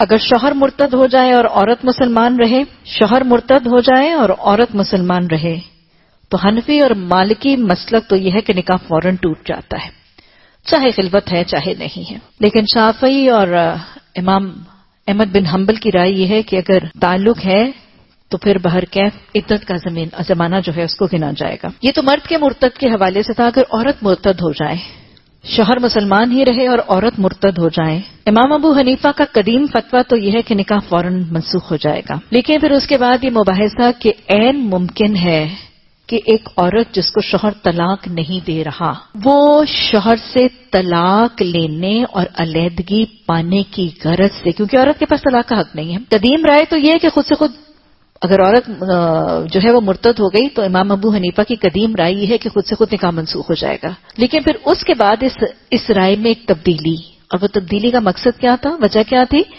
کہ عین ممکن ہے کہ وہ عورت جس کے پاس طلاق کا حق نہیں ہے وہ شوہر سے علیحدگی کر لینے اور اس سے طلاق لینے کے لیے مرتد ہوگی۔ اس رائے کے بعد امام ابو حنیفہ کی رائے جو کہ باقی ائمہ کرام میں سے 2 کی رائے کے ساتھ متفق ہے وہ یہ ہے کہ ایک عورت اگر مرتد ہوتی ہے تو اس پر جدائی یا نکاح کے منسوخ ہونے کے لیے عدت کا ہونا لازم ہے۔ اس کے باوجود اگر وہ مرتد رہتی ہیں تو پھر نکاح عدت کے بعد منسوخ ہوگا۔ تو بہرحال اگر 3 موٹی باتیں دہرا لیجئے کہ اگر کوئی شخص مسلمان ہو جاتا ہے تو اس کے لیے اس کی کافر بیوی جائز اور حلال نہیں رہتی، ایک عورت اگر مسلمان ہو جاتی ہے تو اس کا بھی رشتہ ازواج کٹ جاتا ہے، اور تیسری بات اگر مسلمان ہونے کے بعد وہ ہجرت کر کے دارالسلام آ جاتی ہے تو بھی اس کا رشتہ ازواج منسوخ ہو جاتا ہے۔ اب جب یہ عورتیں آ گئیں، اللہ کے رسول صلی اللہ علیہ وسلم نے فرمایا کہ تم کیا کرو، ان کا امتحان لے لو۔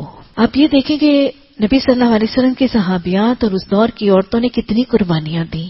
یہ محض تصور کہ جب اللہ اور اللہ کے رسول صلی اللہ علیہ وسلم کی محبت تمام محبتوں پر غالب آ گئی تو اپنا گھر بار، جائیداد، مال، اولادیں، شوہر، ازواج، برادریاں، بستی چھوڑ کر دارل کفر سے دارل اسلام میں عورت کا تنہا آ جانا کتنی بڑی قربانی. کوئی دنیا کی محبت کا بوت ایسا رہا ہی نہیں جسے اس عورت نے پاش نہ کیا. یہ وہ صحابیات ہیں جن کی روداتیں میں اور آپ پڑھتے ہیں اور سنتے اور سناتے ہیں.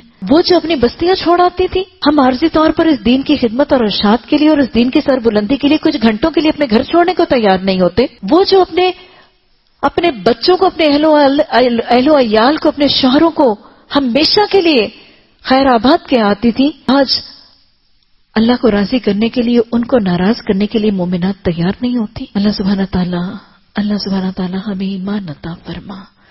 اللہ ایمان میں ثابت قدمی عطا فرما. اور اللہ جب تیرے راستے پہ چلے تو اللہ سبحانہ تعالی ہمارا معاون بن جانا، ہمارا نگران بن جانا، اور اللہ ہماری انگلی پکڑ کے ہماری ایسی رہنمائی کرنا کہ اللہ اس صراط مستقیم پر چلنا ہمارے لیے آسان ہو جائے. اے نبی صلی اللہ علیہ وسلم، جب تمہارے پاس عورتیں آئیں، اب پہلے عورتوں کا آنا، امتحان لینا، ان کے نکاح، ان کے حق مہر کے مسئلے کو سیٹل کیا گیا. پھر جب مومن عورتیں آئیں اور وہ بیعت کرنے کے لیے آئیں، آگے چلنے سے پہلے پھر یہ بات دیکھ لیجئے کہ بیعت کا تصور موجود ہے. شریعت میں بیعت کا تصور موجود ہے، جائز ہے، حرام نہیں ہے، ناجائز نہیں ہے، ناپسندیدہ نہیں ہے. بیعت کس کو کہتے ہیں؟ وعدہ. بیعت بنیادی طور پر ایک وعدہ ہے، ایک پیکٹ ہے، ایک معاہدہ ہے. اور دین کے اندر، اسلام کے دائرے کے اندر بھی ایک بیعت کا تصور اس حوالے سے موجود ہے کہ کوئی شخص اپنے سے کسی کو علمی سطح پر بہتر سمجھے، کسی کو بڑا بہتر عالم سمجھے، کسی کو عمل کے لحاظ سے، عبادت کے لحاظ سے اپنے سے بہتر سمجھے. ویسے بھی دین کیا بتاتا ہے؟ مال میں اپنے سے نیچے والے کو دیکھو، اور علم میں، عبادت میں، نیکوکاری کے معاملات میں اپنے سے اوپر دیکھو. تو جب کوئی شخص علم میں، عبادات میں، اخلاق میں، معاملات میں، تزکیہ میں اپنے سے کوئی بہتر عمل کے شخص کو دیکھتا ہے اور اس سے معاہدہ کر لیتا ہے، اس سے ایک وعدہ کر لیتا ہے کہ میں تمہاری تربیت میں، تمہاری ٹریننگ میں رہوں گا تاکہ میں تربیت لوں، تاکہ میں تزکیہ کروں، تاکہ میں علم حاصل کروں، تو یہ معاہدہ شرعی طور پر جائز ہے. یہ ہر دور میں کیا جا سکتا ہے.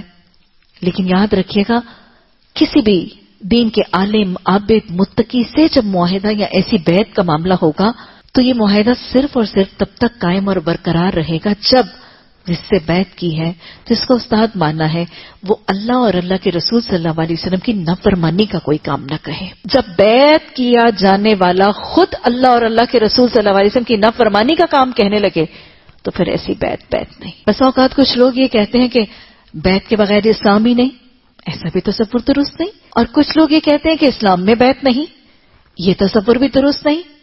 اصل بات کیا ہے؟ اگر بیعت اسلام کے دائرے اور حدود کے مطابق ہے تو ایسی بیعت جائز ہے. وہ بیعت جو قرآن اور حدیث کے احکامات اور حدود کی خلاف ورزی سکھاتی ہے یا مائل کرتی ہے، اس بیعت کو منسوخ کر دیا جائے گا. کچھ کے نزدیک یہ بھی تصور ہے کہ اگر کسی اولیاء اللہ، کسی ولی، کسی عالم کے ساتھ ایک بیعت کر لی تو اس کو منسوخ کرنا غلط ہے.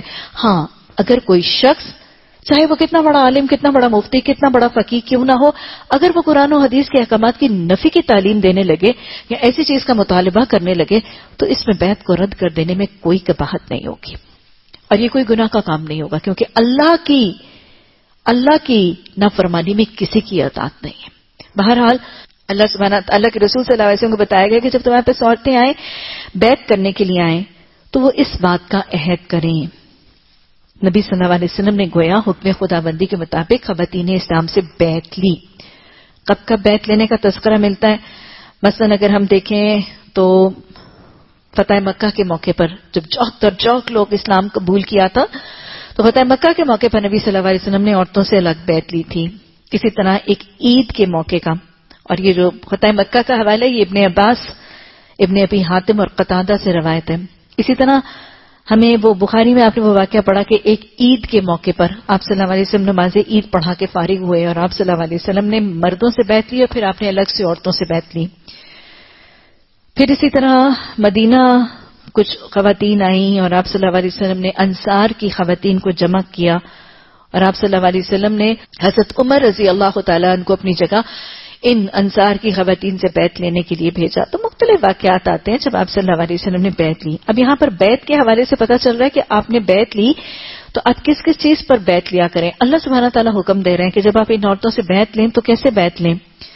سب سے پہلی بات، مسلمان عورتیں نبی صلی اللہ علیہ وسلم جب بیعت کریں گی تو پہلی کیا بات کریں گی؟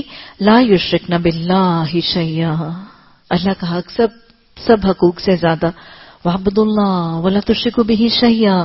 پھر اللہ سبحانہ تعالیٰ نے جب بنی اسرائیل سے عہد لیا تھا وَإِذْ أَخَذْنَا مِيثَاقَ بَنِي إِسْرَائِيلَ، پہلا عہد کیا تھا؟ لا تعبدون الا اللہ. تو لہٰذا پہلا حق اللہ کا ہے. مسلمان عورتوں سے بھی جب بیعت ہوگی تو سب سے پہلی چیز کون سی ہے؟ شرک سے باز رہنا. اور آج اگر آپ معاشرے میں دیکھتے ہیں تو سب سے زیادہ شرک کرنے والیاں کون ہیں؟ عورتیں. شرک زیادہ پریولنٹ. مردوں کے پاس ویسے میں آپ کو بتاؤں ان خرافات کے لیے ٹائم ہی نہیں. آج کے مرد کے پاس تو نماز کے لیے ٹائم نہیں، اس کے پاس خرافات کا ٹائم کہاں ہوگا. یہ جو سارا شرک کی کالا بازار اور یہ کالا دھندا چلتا ہے نا ہمارے معاشرے میں، یہ خواتین ہی کی ایک کارگزاری ہے. تو لہٰذا پہلا بیعت کا جو پہلا نکات دیا جاتا تھا وہ اللہ نے حکم دیا کہ جب مسلمان عورتیں کلمہ پڑھنے کے بعد دائرہ اسلام کے میں داخل ہوتی ہیں تو پہلی بیعت کیا لینا کہ وہ شرک سے پرہیز کریں گی.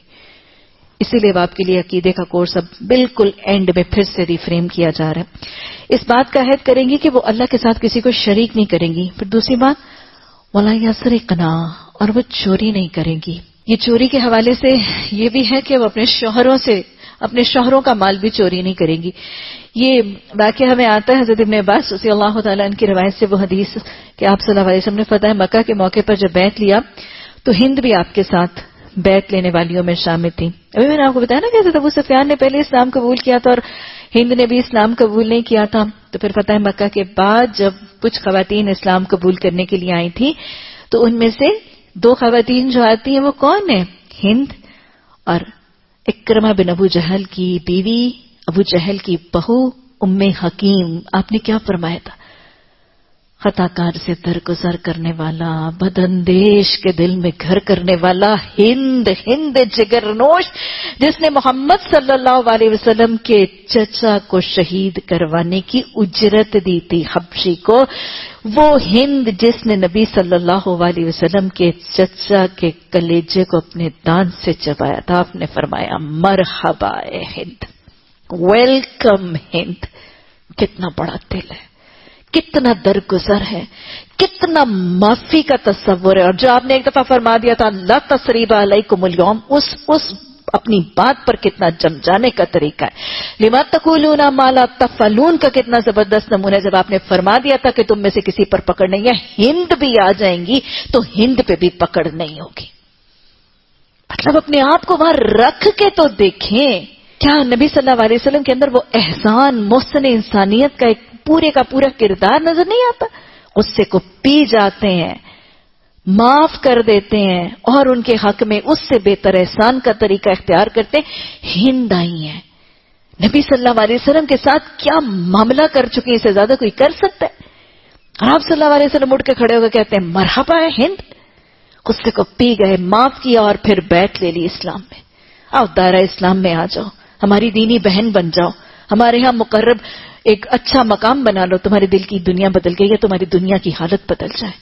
یہ احسان ہے، یہ درگزر ہے. یہ وہ نمونہ ہے جو میرے اور آپ کے لیے نمونہ ہے. پھر ہم نبی صلی اللہ علیہ وسلم کے امتی ہونے پر امید لگا کے بیٹھے ہیں. کیسوں کو معاف کر دیا. اللہ ہمیں معاف کرنے کی توفیق عطا فرمائے. اللہ ہمیں درگزر کرنے کے زیورات سے آراستہ فرمائے. ہند آتی ہیں، نبی صلی اللہ علیہ وسلم بیعت لیتے ہیں اور جب ولا یسرقنا کے الفاظ پر پہنچتی تو ہند نے کیا کہا؟ یا رسول اللہ صلی اللہ علیہ وسلم، ابو سفیان ذرا بخیل آدمی ہے. ابو سفیان ذرا، آپ کو پتہ ہے کہ 2 صفتیں مومن میں جمع نہیں ہوتی نا. ہاں، ابو سفیان کو بھی ایمان نصیب نہیں ہوا تھا تو تب کیا تھا؟ بخل اور بدخلقی. یہ بخل ہی کہیں ایمان میں رکاوٹ تو نہیں تھا. بیوی نے گواہی دی ابو سفیان ذرا بخیل آدمی ہے، میرے اوپر کیا اس میں کوئی گناہ ہے کہ اگر میں اپنے اور اپنے بچوں کی ضرورت کے لیے ان کے پوچھے بغیر ان کے مال میں سے کچھ لے لیا کروں؟ یہ لوگ جب دائرہ اسلام میں داخل ہوتے تھے تو شعوری لحاظ سے، شعوری طور پر وعدہ کرتے تھے تو سوچ کے کرتے تھے. بولا یا سے ہم تو کہتے ہیں یا کا نام بدو یا کا نستعین، بس پھر آگے چلے جاتے ہیں. ہاں، آپ دیکھیں کہ اللہ کے رسول صلی اللہ علیہ وسلم سے جب وعدہ کر رہی ہیں ولا یسرقنا، اللہ کے رسول صلی اللہ علیہ وسلم وعدہ کر رہے ہیں، وعدہ لے رہے ہیں، بیعت لے رہے ہیں کہ تم چوری نہیں کرو گی. تو صرف زبان سے ادا نہیں کر دیا تھا کہ اچھا ہاں نہیں میں بیعت کر لیتی ہوں کہ میں چوری نہیں کروں گی. وہاں پہ رکی, سوچا اچھا کہیں کسی شکل میں وعدہ کر لینے کے بعد اس بیعت کی خلاف ورزی تو نہیں ہو جائے گی. She stood there, she stop there, she pause there, اور پوچھا میرا شوہر بخیل ہے, اس کا مال شاید کبھی نکال لوں گی, میں یہ بیعت کر کے جاؤں کہ میں چوری نہیں کروں گی, پھر ابو سفیان کی جیب میں سے چوری نکالوں گی, کیا اس بیعت کی خلاف ورزی تو نہیں ہوگی؟ رسول اللہ صلی اللہ علیہ وسلم اگر آپ اجازت دیتے ہیں تو میں بیعت کرتی ہوں. آپ صلی اللہ علیہ وسلم نے کیا فرمایا؟ آپ نے فرمایا نہیں, بس معروف حد تک. یعنی آپ نے ناپسندیدگی کا اظہار کیا لیکن مجبوری کے تحت عورت کو اس چیز کی اجازت دے دی, بشرطے کہ وہ صرف اپنی ضرورت کے تحت نکالے, اور شوہر بخیل ہو تو نکالے, اپنی للو تللوں کے لیے اور 10-10 ہزار کے ڈیزائنر جوڑوں کے لیے نکالے. یہ نہیں ہے, یہ صرف اس حالت میں کہ جب شوہر اتنا بخیل ہے کہ گھر میں کھانے پینے کے لیے, بچوں کے لیے کھانا نہیں دے رہا ہے, اس حالت میں صرف کھانے پینے اور گزران زندگی کا حتی الامکان جو منیمم خرچ کر کے اس کے لیے دیا جا رہا ہے. اور ویسے میں آپ کو بتاؤں کہ ویسے آپ نے اس کو پسند نہیں کیا, کیونکہ یاد رکھیے گا میاں بیوی کے درمیان, کیا ہر رشتے کے درمیان اعتماد اور اعتبار یہ سب سے بڑا بانڈنگ سبسٹنس ہوتا ہے. جب آپس میں نا شک کی دراڑ آ جاتی ہے, بے اعتباری کی دراڑ اور بے اعتمادی کی دراڑ جب پڑ جاتی ہے نا, تو پھر رشتہ قائم نہیں رہتا, محبت قائم نہیں رہ سکتی. تو میاں بیوی کے بھی اس درمیان تعلق میں بھی یہ دراڑ کا آ جانا, اسی لیے شریعت نے اس چیز کو ناپسند کیا. اور ویسے بھی میں بس اوقات خواتین کو یہ کہتی ہوں جو پہلے ہی اتنا بخیل ہے, جس کے دل میں پہلے ہی اتنی مال کی محبت ہے, اس کو ایک دفعہ ہی پتہ چل گیا نا کہ یہ کام بھی پیچھے سے ہو رہا ہے, تو پھر وہ حال کیا کرے گا, ہے نا؟ اپنا اعتماد بھی کھو بیٹھے گی, اور پھر بعد میں جو سختی ہوگی وہ خود اس کی ذمہ دار ہوگی. تو لہٰذا ان چیزوں سے بہرحال پرہیز کرنا ہے. تو اللہ نے فرمایا کہ ایک تو ان کے ساتھ یہ بیعت لے لو کہ وہ اللہ کے ساتھ کسی کو شریک نہیں کریں گی, اور دوسرا یہ کہ وہ چوری نہیں کریں گی, زنا نہیں کریں گی اپنی عورت, کیونکہ عورت بہت بڑا فتنہ ہے, عورت بہت بڑا فساد ہے معاشرے کے اندر. اس سے ایک دائرہ اسلام میں داخل ہونے والی عورت سے پوچھا گیا, اس سے بیعت لے لی گئی کہ وہ زنا نہیں کرے گی. اور ویسے بھی آپ کو پتا ہے کہ انسان اپنے تمام حواس سے زنا کرتا ہے. دیکھنا آنکھوں کا زنا ہے, سننا کانوں کا زنا ہے, چھونا ہاتھوں کا زنا ہے, چل کے جانا پاؤں کا زنا ہے, اور پھر یا وہ تکمیل تک پہنچتا ہے یا رک جاتا ہے. اور ہمیشہ تبھی ہے جب دونوں فریقین اس چیز میں آمادہ ہیں, تو وہ زنا نہیں کریں گی اور اپنی اولاد کو قتل نہیں کریں گی, اور اپنے ہاتھ پاؤں کے آگے کوئی بہتان نہیں گھڑ لائیں گی. اصل میں یہ جو زنا کے بعد اگلی دو چیزیں نا کہ اپنی اولاد کو قتل نہیں کریں گی اور کسی پر بہتان نہیں گھڑیں گی, اصل میں یہ دونوں چیزیں متحرک بنیں گی زنا کو روکنے کا. اگر زنا کے معاملے کے بعد ایک عورت نے بہتان تراشی نہیں کرنی, کسی اور پر الزام نہیں تو اپنا یا اپنی اولاد کو کسی کے ساتھ منسوب نہیں کرنا یا اولاد کو قتل نہیں کرنا, تو ایز اٹ از یہ زنا کی روک تھام کا ذریعہ بنے گی. اور ویسے بھی آپ دیکھیں کہ ایک معاشرے, اسلامی معاشرے میں انسداد بے حیائی کتنا اہم ہے کہ ابتدائی بیعت میں یہاں نماز کی, روزے کی, زکوٰۃ کی, حج کی اور چیزوں کی بیعت نہیں لی جا رہی, کیونکہ ہر دین کا ایک بنیادی وصف ہوتا ہے نا, اور اسلام کا بنیادی وصف کیا ہے؟ حیا. اور جب تجھ میں حیا نہ رہے تو جو چاہے کر, اور جس معاشرے کی عورت کے اندر حیا نہ رہے وہ معاشرہ پھر جو چاہے کرتا ہے. تو آپ دیکھ لیجئے کہ یہ وہ بیعت جو رسول اللہ صلی اللہ علیہ وسلم کو اللہ خاص خواتین اسلام کے لیے سکھا رہے ہیں, اس بیعت میں بنیادی طور پر اسلامی معاشرے کے اندر بے حیائی, فحاشی, عریانی, زناکاری, کباگیری کو روکنا اور اس کے اسباب اور اس کے پروموٹنگ اور فیسیلیٹیٹنگ فیکٹرز کو بھی روکا جا رہا ہے, کیونکہ عورت ہی بذات خود یہ فتنہ کرنے والی ہے. تو اس کو روکا جا رہا ہے معاشرے کے اندر بے حیائی روکنے کے لیے. اور کسی امر معروف میں تمہاری نافرمانی نہیں کریں گی تو ان سے بیعت کر لو اور ان کے حق میں دعائیں بخشش اور مغفرت کرو. یہ تو رسول اللہ صلی اللہ علیہ وسلم کے حوالے سے ہمیں ایک یہ پتہ چل گیا کہ آپ نے خواتین سے بیعت لی. پھر ہمیں پتہ چلا کہ آپ صلی اللہ علیہ وسلم کو اللہ نے یہ فرمایا کہ آپ ان الفاظ میں بیعت کریں. اس کے علاوہ بھی کچھ مختلف موقعوں پر آپ نے ان الفاظ میں بیعت کے الفاظ میں اضافہ بھی فرمایا. حضرت ابن عباس رضی اللہ تعالی عنہ فرماتے ہیں کہ جب آپ صلی اللہ علیہ وسلم نے حضرت عمر رضی اللہ تعالی عنہ کو عورتوں سے بیعت لینے کے لیے روانہ فرمایا تھا, تو آپ نے ان کو یہ بھی حکم دیا تھا کہ ان سے اس بات پر بھی حکم لینا, بیعت لینا کہ وہ نوحہ نہیں کریں گی اور وہ منہ نہیں نوچیں گی, اپنے گریبان نہیں پھاڑیں گی اور واویلا نہیں مچائیں گی. اس کو ابن جریر نے روایت کی. یعنی فتح مکہ کے موقع کے بعد عید کے موقع پر جب آپ نے حضرت عمر کو بھیجا تھا عورتوں سے بیعت لینے کے لیے انصاری خواتین سے، تو آپ صلی اللہ علیہ وسلم نے حضرت عمر کو یہ کہا تھا کہ ان سے اس بات پہ بھی کرنا کہ جیسے موت کے موقع پر اور وفات کے موقع پر وہ بین کرتی ہیں، نوحہ کرتی ہیں، گریبان پھاڑتی ہیں. اور ضروری نہیں کہ موت کے موقع پر، کسی غم، کسی دکھ، کسی لڑائی، کسی جھگڑے، کسی گھریلو ازواجی پریشانی اور گھبراہٹ کے موقع پر بس اوقات اپنی خواتین کو دیکھیں.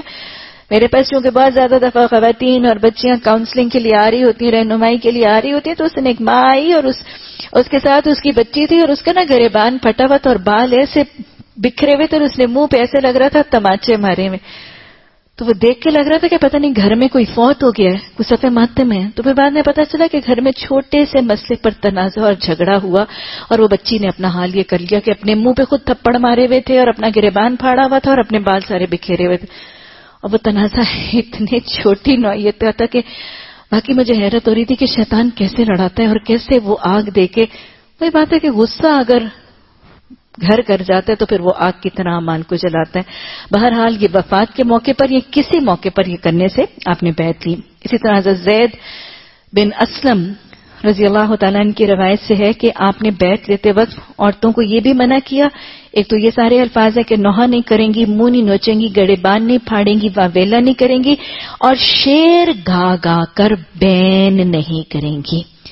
وہ آج آپ نے شاید بس اوقات کچھ بستیوں میں دیکھا ہوگا، گاؤں میں دیکھا ہوگا کہ وہ گا گا کے لے میں بین کرنا. تو یہ حدیث بتاتی ہے نا کہ جو عورت نوحہ گائے گی اور جو بین کرے گی اس کو قیامت کے دن کیا ہوگا، اس کو کجلی کا کرتا پہنایا جائے گا. یعنی کیسی کیفیت ہوگی کہ بس وہ کھجاتی رہے گی اور ریچنگ کا ہی معاملہ ہوگا. اسی طرح حضرت قتادہ اور حسن بصری رحم اللہ علیہ وہ کہتے ہیں کہ نبی صلی اللہ علیہ وسلم جب بیعت کرتے تھے تو ایک اور بات پر بھی بیعت کرتے تھے کہ وہ غیر محرموں سے بات نہیں کریں گی. لیکن پھر اس کی وضاحت ابن عباس رضی اللہ تعالیٰ عنہ کی روایت سے آتی ہے کہ آپ صلی اللہ علیہ وسلم نے یہ بیعت نہیں لی تھی کہ وہ غیر محرموں سے بات نہیں کریں گی، بلکہ ابن عباس فرماتے ہیں کہ آپ نے یہ بیعت لی تھی کہ غیر محرموں سے تخلیے میں، تنہائی میں بات نہیں کریں گی. حضرت فاطمہ رضی اللہ تعالی عنہا کی خالہ یہ بتاتی ہیں کہ رسول اللہ صلی اللہ علیہ وسلم نے جب ہم سے بیعت لی تو آپ نے یہ بھی بیعت لیا کہ جاہلیت کی عورتوں کی طرح نوحہ نہیں کرو گی اور جاہلیت کے عورتوں کی طرح بناؤ سنگھار کر کے اپنی نمائش نہیں کرو گی. آپ دیکھیں کہ پھر عورت کے حسن کے فتنے کی سرکوبی جو ہے وہ آپ صلی اللہ علیہ وسلم کے بیعت کے الفاظ میں کتنے ابتدائی کلمات ہیں. اور یہ جو آ رہے نا بار بار کے جاہلیت کی عورتوں کی طرح نوحہ نہیں کرو گی، یہ بالکل اسی سے ملتا جلتا رویہ جیسے ہند کا رویہ آیا تھا نا کہ ولا یسرقنا، پھر وہ رک گئی تھی. انہوں نے کہا تھا کہ میں تو اپنے شوہر کی جیب میں سے کچھ نہ کچھ چوری کر لیتی ہوں تو میرا معاملہ کیا ہے. تو اسی طرح ایک خاتون جو دائرہ اسلام میں داخل ہو رہی تھی، جب آپ صلی اللہ علیہ وسلم یہاں پہ پہنچے نا کہ تم نوحہ نہیں کرو گی، تو اس نے اپنا ہاتھ اٹھا لیا، اس نے اپنا ہاتھ پیچھے کر لیا اور اس نے کہا کہ میں تو بیعت نہیں کروں گی.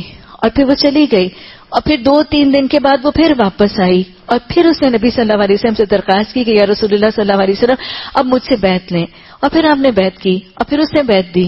اور پھر جو محفل میں لوگ تھے انہوں نے پوچھا کہ یہی تو الفاظ بیعت کے کل تھے، یعنی 2 دن پہلے تھے تو تب تم نے بیعت نہیں کی تھی، اب تم نے بیعت کر لی ہے، کیا معاملہ ہے؟ تو پھر اس نے بتایا، مطلب آپ دیکھیں کہ یہ لوگ جب بیعت کرتے تھے اللہ کے رسول صلی اللہ علیہ وسلم سے وعدہ کرتے تھے، ہم بھی تو وعدہ ہی کر رہے ہوتے ہیں نا. ایاک نعبد کیا ہے، لا الہ الا اللہ کیا ہے، اشہد ان لا الہ الا اللہ کیا ہے، یہ تو اللہ سے وعدہ ہوتا ہے. تو یہ لوگ جب اللہ کے رسول صلی اللہ علیہ وسلم سے وعدہ کرتے تھے تو کتنا کانشیس وعدہ کرتے تھے کہ پھر وانس وعدہ ہو گیا پھر ڈیفالٹ کرنے کا کانسیپٹ ہی نہیں ہے. اس نے بتایا کہ اصل معاملہ یہ تھا کہ میرے پڑوس میں ایک وفات ہو گئی تھی، میرے پڑوس میں ایک موت تھی، اور وہ جو میرے پڑوسی ہیں وہ میری میتوں پر آ کر کیا کر چکے تھے، نوحہ کر چکے تھے. ان کا نوحہ اور بین کرنا مجھ پر ادھار تھا، ان کا نوحہ اور بین کرنا مجھ پر ادھار تھا. تو میں نے یہ سمجھا کہ اگر میں نے بیعت کر لی تو میں ان کا ادھار ادا نہیں کر سکوں گی. یہ ایتھکس تھے ان کے جو بدو تھے، جو گنوار تھے. آج نہ ادھار کا تصور، نہ احسان کا تصور، نہ احسان کرنے والے کے احسان کو پلٹانے کا تصور، اور نہ ہی بیعت اور وعدے کا کوئی پاس. تو اس نے کہا کہ پھر میں 2 دنوں میں جا کے میں اس کا ادھار جو ہے وہ واپس لوٹ آئی ہوں، اور اب میں شرح صدر سے ہو کر میں نبی صلی اللہ علیہ وسلم کے دستے مبارک پر یہ بیعت کر رہی ہوں. گویا جب وہ کرتے تھے تو پھر پورا کرتے تھے. بہرحال حضرت ام عطیہ فرماتی ہیں کہ نبی صلی اللہ علیہ وسلم نے ہمیں یہ بھی بیعت دی کہ تم جنازوں کے ساتھ نہیں جاؤ گی. اچھا جی، بیعت کا تصور بھی ہو گیا اور یہ بھی ہو گیا کہ اللہ کے رسول صلی اللہ علیہ وسلم خواتین سے بیعت کی. یہ بھی پتہ چل گیا کہ آپ کن کن الفاظ میں بیعت کرتے تھے، اللہ نے کن میں کہا. اب جب نبی صلی اللہ علیہ وسلم نے خواتین اسلام سے بیعت لی تو آپ کا طریقہ اور انداز کیا تھا؟ کیا آپ دست مبارک پر بیعت لیتے تھے؟ نہیں. حدیث کی تعلیمات دہرائیں. آپ صلی اللہ علیہ وسلم نے امت کے لیے تو اس کو شدید ناپسند کیا. کیا تعلیمات ہیں؟ آپ نے فرمایا تو کسی کیچڑ سے لتھڑے ہوئے خنزیر سے جا ٹکرائے، تو کسی کیچڑ سے لتھڑے ہوئے خنزیر سے جا ٹکرائے تیرے لیے زیادہ پسندیدہ ہے کہ تیرا جسم کسی نامحرم کے جسم کے ساتھ مس ہو جائے. ہاتھ کے ساتھ ہاتھ کا ٹچ ہو جانا، کسی جسم کے حصے کا کسی نامحرم کے ساتھ ٹچ ہو جانا، کوئی تصور موجود نہیں ہے. نبی صلی اللہ علیہ وسلم نے کہیں حیات طیبہ میں عورتوں سے لمس یا ہاتھ پر بیعت کا تصور اختیار نہیں کیا. کتنے واقعات آتے ہیں. حضرت عائشہ رضی اللہ تعالی عنہ فرماتی ہیں، بخاری میں آتا ہے، خدا کی قسم بیعت میں حضور صلی اللہ علیہ وسلم کا ہاتھ کبھی کسی عورت کے ہاتھ سے چھوا تک نہیں تھا. اور آج کتنے لوگ جو پیروں کے اوپر، ہاتھوں کے اوپر بیعت کرتے ہیں، وہ پہلا مرحلہ یہ ہوتا ہے کہ ان کے ہاتھ پر، پیر صاحب کے ہاتھ پر ایک عورت جا کے بیعت کرتی. اللہ اور اللہ کے رسول صلی اللہ علیہ وسلم کی نافرمانی میں کسی کی اطاعت نہیں. اگر کوئی پیر، کوئی اولیاء اللہ، چاہے وہ کتنا بڑا عبادت گزار اور بزرگ ہے، اگر وہ ایک مسلمان خاتون کو یہ کہہ رہا ہے کہ میرے ہاتھ پر رکھ کے ہاتھ بیعت کی جائے، اس بیعت کا تصور موجود نہیں. وہ بیعت اس مسلمان خاتون کے لیے جائز نہیں. یہ کیسا ولی اللہ ہے جو عورت کے اس بنیادی بیسک ایک دائرہ کار کا ادب اور طریقہ نہیں جانتا، اور نبی صلی اللہ علیہ وسلم کی بنیادی تعلیمات کی نافرمانی کی جا رہی ہے. اسی طرح ابو داؤد میں شعبی کی روایت سے آتا ہے کہ نبی صلی اللہ علیہ وسلم نے صحابیہ سے جب بیعت لینی تھی تو آپ نے ان کی طرف ایک چادر بڑھا دی، ایک چادر کا پلہ ان کی طرف بڑھا دیا. انہوں نے چادر کا وہ پلہ ایک کنارہ انہوں نے پکڑ لیا اور ایک کنارہ نبی صلی اللہ علیہ وسلم نے پکڑ لیا. اسی طرح ابن اسحاق نے یہ روایت کیا ہے کہ ایک موقع پر نبی صلی اللہ علیہ وسلم نے بیعت لی. آپ نے پانی کا برتن منگایا، اس میں پانی بھرا. آپ صلی اللہ علیہ وسلم نے دستے مبارک اس پانی کے برتن میں ایک طرف آپ نے ہاتھ ڈالا اور دوسری طرف باقی کی جو صحابیہ جنہوں نے بیعت لینی تھی انہوں نے بھی پانی کے برتن، یعنی ایک کمیونیکیشن کا سورس ہو گیا، لیکن ڈائریکٹ ٹچنگ کا کانسیپٹ نہیں ہے. اور اسی طرح بخاری میں آتا ہے حضرت عبداللہ بن عباس، انہوں نے خطبے کے بعد عورتوں سے بیعت لی اور ہاتھ کے اشارے سے بیعت لی. یعنی خواتین اسلام نے بھی اپنے ہاتھ کا اشارہ جو ہے وہ کیا اور انہوں نے بیعت لی. اسی طرح ابن جریر، ابن حبان، حضرت ام عطیہ انصاریہ رضی اللہ تعالیٰ عنہ کی روایت سے بتاتے ہیں کہ نبی صلی اللہ علیہ وسلم نے اپنا ہاتھ آگے بڑھایا، ہم نے بھی اندر سے ہاتھ بڑھایا، لیکن آپ صلی اللہ علیہ وسلم نے فرمایا ہم مسلمان عورتوں سے مصافحہ نہیں کرتے. آج اگر ہم اپنے کالجز، اسکولز اور یونیورسٹیز کا حال دیکھیں تو کیفیٹوریاز اور یہ مخلوط تعلیمی اداروں کا ماحول کیا ہے. اللہ سبحانہ تعالیٰ ہمیں ان بنیادی چیزوں کی اصلاح کی توفیق عطا فرمائے. یقیناً اللہ درگزر کرنے والا اور رحم کرنے والا ہے. لوگوں جو ایمان لائے ان لوگوں کو دوست نہ بناؤ جن پر اللہ نے غضب فرمایا ہے، یعنی مغضوب کے ساتھ، اہل کتاب کے ساتھ ولایت نہیں ہوگی، اور جو آخرت سے اسی طرح مایوس ہیں جس طرح قبروں میں پڑے ہوئے کافر مایوس ہیں. ربنا لا تزغ قلوبنا بعد إذ هديتنا وهب لنا من لدنك رحمة إنك أنت الوهاب. سبحانك اللهم وبحمدك نشهد أن لا إله إلا أنت نستغفرك ونتوب إليك. سبحان ربك رب العزة عما يصفون وسلام على المرسلين والحمد لله رب العالمين. آمين ثم آمين.